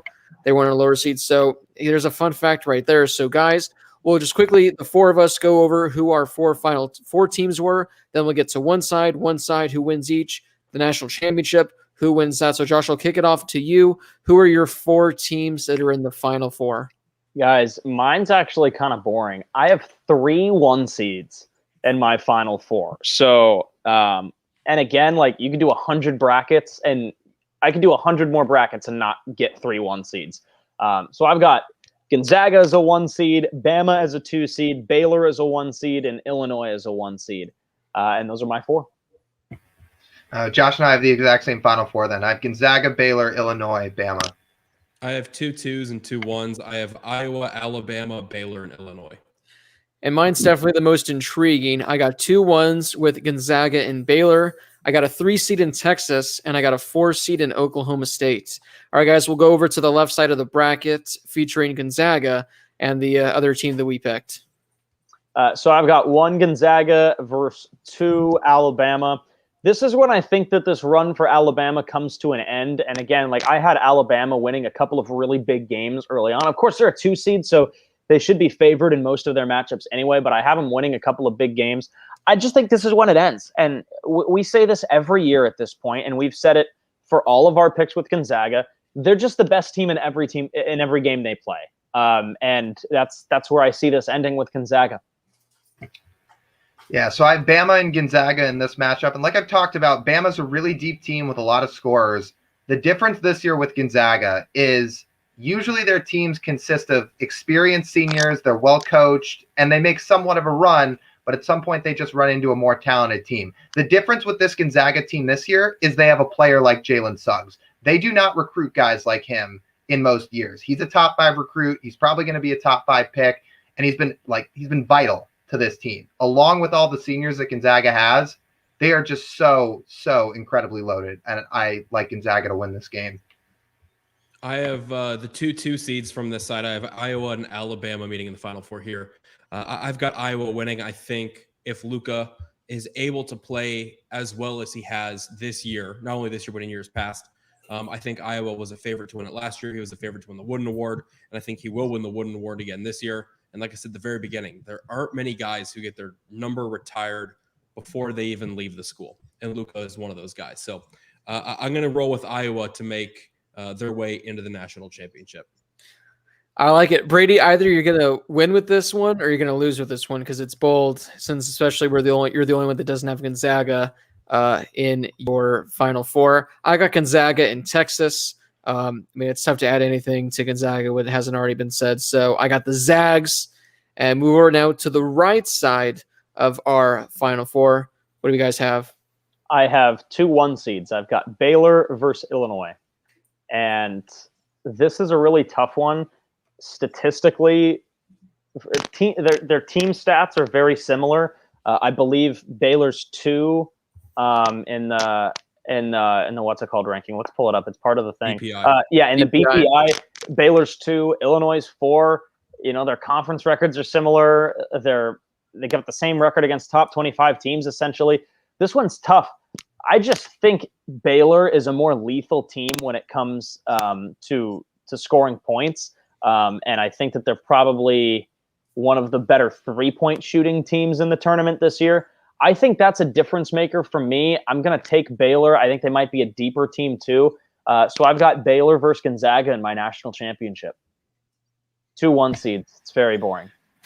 I have Baylor and Illinois, and again, Brady and I both talked about this Illinois duo a ton tonight, but I think Baylor is just a little more athletic. Look, Illinois has other good guard play outside of Io. Like, they have guys like Frazier and others, but I think this guard play from Baylor is just so superior. And look, Baylor's had their COVID issues this year. They missed some time, and they haven't looked as good since they've come back, but I still think they're just so loaded, and they're going to peak at the right time. So I've got Baylor moving on. Congratulations, people that listen to this show. I have not been kind to the Big 12 during football season. You were a great basketball conference this year, and you've got a team going to the finals. Love it. Love it, Lyle. You know, if Illinois can hit their threes, though, if Illinois can drain some threes, this is going to be a really interesting game. Oh, this is going to be a great game. I think either way it would be a great game. I hope it happens. I think the biggest thing we saw from Illinois this year was when they didn't have Io for the 4 games. And, you know, they went 3-1. I think they averaged over 75 points a game. That shows the depth of this Illinois team. Curbelo's a great guard as well. He's been improving all throughout the year. He's made great strides throughout the year. And so I think that shows even without their star player, they're still a complete team. And one, you know, it went 3-1 in those 4 games he was out. Now he just looks sick with the black carbon fiber mask and looks like Batman, or was it LeBron wore like the black mask a few years back when he got the facial fracture, broken nose, whatever it was. So I've got Illinois and Baylor in this one. I don't know why, and I keep coming back to it, but I've got an all Big Ten national championship. I've got Illinois beating Baylor in the Final Four. Man, Brady's bracket is just either going to just trump ours and just win by a ton, or there's literally going to be Blake, Josh, and Lyle, 50 feet of crap. But guess what, Blake? We can make 25 brackets, so that's on sure you. We can. Yeah, that's true. But the official one that we're keeping track of, like for the main one, is going to be this very one right here. In regards to mine, I got Baylor and I got Oklahoma State. I really want to ride with Oklahoma State to the championship game. I think their run comes to an end, and I think Baylor's just too good. So I got Baylor taking out Oklahoma State, bringing us to the championship game. Josh, who do you got in your championship, and who do you have winning it all? I've got 1 seed Gonzaga and 1 seed Baylor, and this game was so hard to pick because both teams score a ton of points. They don't give up a ton of points. They're both very athletic, and they're both very deep. My final score prediction, you can do the little tiebreaker thing. Just because I think it's going to be such a good game, my final score prediction is 76-75, and I'm taking Gonzaga. I've got Gonzaga and Baylor in my national championship too, and I'm going to go back to what I said earlier about Gonzaga. Actually, first off, let me just say I am still so mad this game did not get played back in December. I mean, obviously I understand why. It was supposed to, but we would just have such a clearer picture on this matchup going into the title game if this is what is meant to be, because they were supposed to play and it got canceled. But hopefully this is the national championship game. Hopefully these two teams square off. And again, on Gonzaga, usually they do not recruit guys like Suggs. The one time they got to the national championship game, they had a guy like Zach Collins on their team who ended up being a lottery pick. I think Suggs is even better than that. Yeah, they play different positions. And also, a name we haven't even dropped tonight because we've just blown by Gonzaga every time we picked them. Corey Kispert is legit shooting just under 50% from three. Like, that guy has been as lights out of a shooter as anybody in recent memory. And I just think both these teams are loaded, but I like Gonzaga by a little bit. I have 74-68. Gonzaga wins the national title. I've got Illinois, Iowa 1-2. I've got Illinois winning this one. I think their time it's now, like I said, the best duo in college basketball. Great depth, great coaching. They're I think one of the most complete teams and not one-dimensional teams in all of college basketball. I have Illinois winning 68-63, and it's going to come down to free throws at the end of the game. And I got Baylor and Gonzaga, and I just think that this Gonzaga team is just perfect in every way. They just haven't looked beatable at any point this season. It'll be interesting to see how they look against some, top teams in the country. Like Lyle, I am upset we didn't get the Gonzaga-Baylor matchup. I was actually in Vegas when that game was supposed to take place, and I had a bet already made on Gonzaga minus the 3.5. I think they were favored by. And plus, also, that would give us some insight as to how this game is going to go. I think Gonzaga wins. This is their team, the best team they've ever had. So I got Gonzaga winning 69-65. I really want to go with Baylor just to, again, have something different because Josh, Lyle, and I have Baylor and Gonzaga in the title game and have Gonzaga winning it. So essentially, it's not going to come down to that game, but it's going to happen to do with the Sweet 16 Elite Eight, round of 32. Or again, Brady is just spot on. He has a perfect bracket, and he takes home the title. So there you have it, guys. Those are our brackets. Those are who we have winning it all. So 3 of us got Gonzaga. Brady's got Illinois. And aside from, again, I guess Baylor and Gonzaga, for the most part, we all had different Final Four teams, different Elite Eight teams, really different Sweet 16. So guys, just overall thoughts on the upcoming tournament, what you're looking forward to seeing before we wrap up the show for this week. You're muted, Josh. Oops. There have been years when I've made one bracket and then just stuck with one bracket. I've already made 3 this year, and I think I'm probably going to make a few more before we get to play our first games. So that's how much I've debated on some of these games. So I'm actually really excited to watch. And I mean, I'm excited to watch March Madness every year, but this year especially, just there are so many games here that I'm so indecisive about that I'm going to make a handful of brackets. Yeah, I usually just stick with one. I like to do that. I don't know. It just feels more pure to me. Either you get it really right or you get it really wrong. So this bracket I filled out on this show is the one I'm going to stick with. But I think more than anything, I mean, one, just like everybody, I'm just so excited to watch March Madness again just because it's been almost 2 years. And I think more than anything, I'm excited to see some of the matchups. Again, if we get Evan Mobley versus Luka Garza, that's going to be sick. If we get Ayo Dosunmu versus Cade Cunningham, that's going to be awesome. And then I want to see madness. Like, I mean, it's called March Madness for a reason. I know I have 3 1 seeds in my Final Four, but I hope we see some upsets early, and I hope things get crazy because I've missed it. Yeah. You nailed it. Yeah. I mean, I'm with these guys where normally usually I have like the one bracket that I do with like, ASU people. Then I have my other Mass Debata bracket, and normally like to make those kind of different. This year, I'm making those different because I ultimately have Gonzaga pretty much winning it all for those ones. But this tournament this year is so deep where I think all the 1 seeds, I think there's a strong chance they can win. Teams like Alabama, teams like Texas, Ohio State, who else? Arkansas. I mean, there are so many teams that I could see reach in the Final Four. And as Lyle said, the madness is insane because there are so many good matchups, especially early on in the round of 64. And there's a lot of teams that I can see making a potential run to the Sweet 16, Elite 8. I think this has a chance to be one of the best March Madnesses in recent memory. Again, a lot of fantastic games. By the way, guys, if you haven't done so yet, make sure you go join the official Harris Highlights March Madness group. The link to join is in the description below. You can enter up to 25 brackets. I don't know if these guys are going to be submitting 25 brackets. I know I won't. I'll be submitting probably like 4 or 5, something like that, just to have a little different teams winning it every now and then. If you have the highest bracket, you're going to come on a future show once the tournament's over. We're going to get you to talk about your picks, how you had the highest bracket. Remember a few years ago when we did it wasn't Bowl Mania, it was college football, like the seasonal picks. The person we had that won was like in the highest percentile of like scores in the country, and we tried getting them on and we just never heard from them. So you guys can, again, submit up to 25 brackets. The highest scoring team is going to come on a show, talk about their bracket. And again, if we have enough, submissions, if we can get a high number up there, let me take a quick look to see how we're looking right now. Wow, guys, when we started the show, we were at 170 brackets in the group. It's now over 300. So we had a lot of people join, a lot of people enter those brackets. Get it up to 500, 1,000, that can happen, but let's try to get to 500 brackets. It's going to be a lot of fun.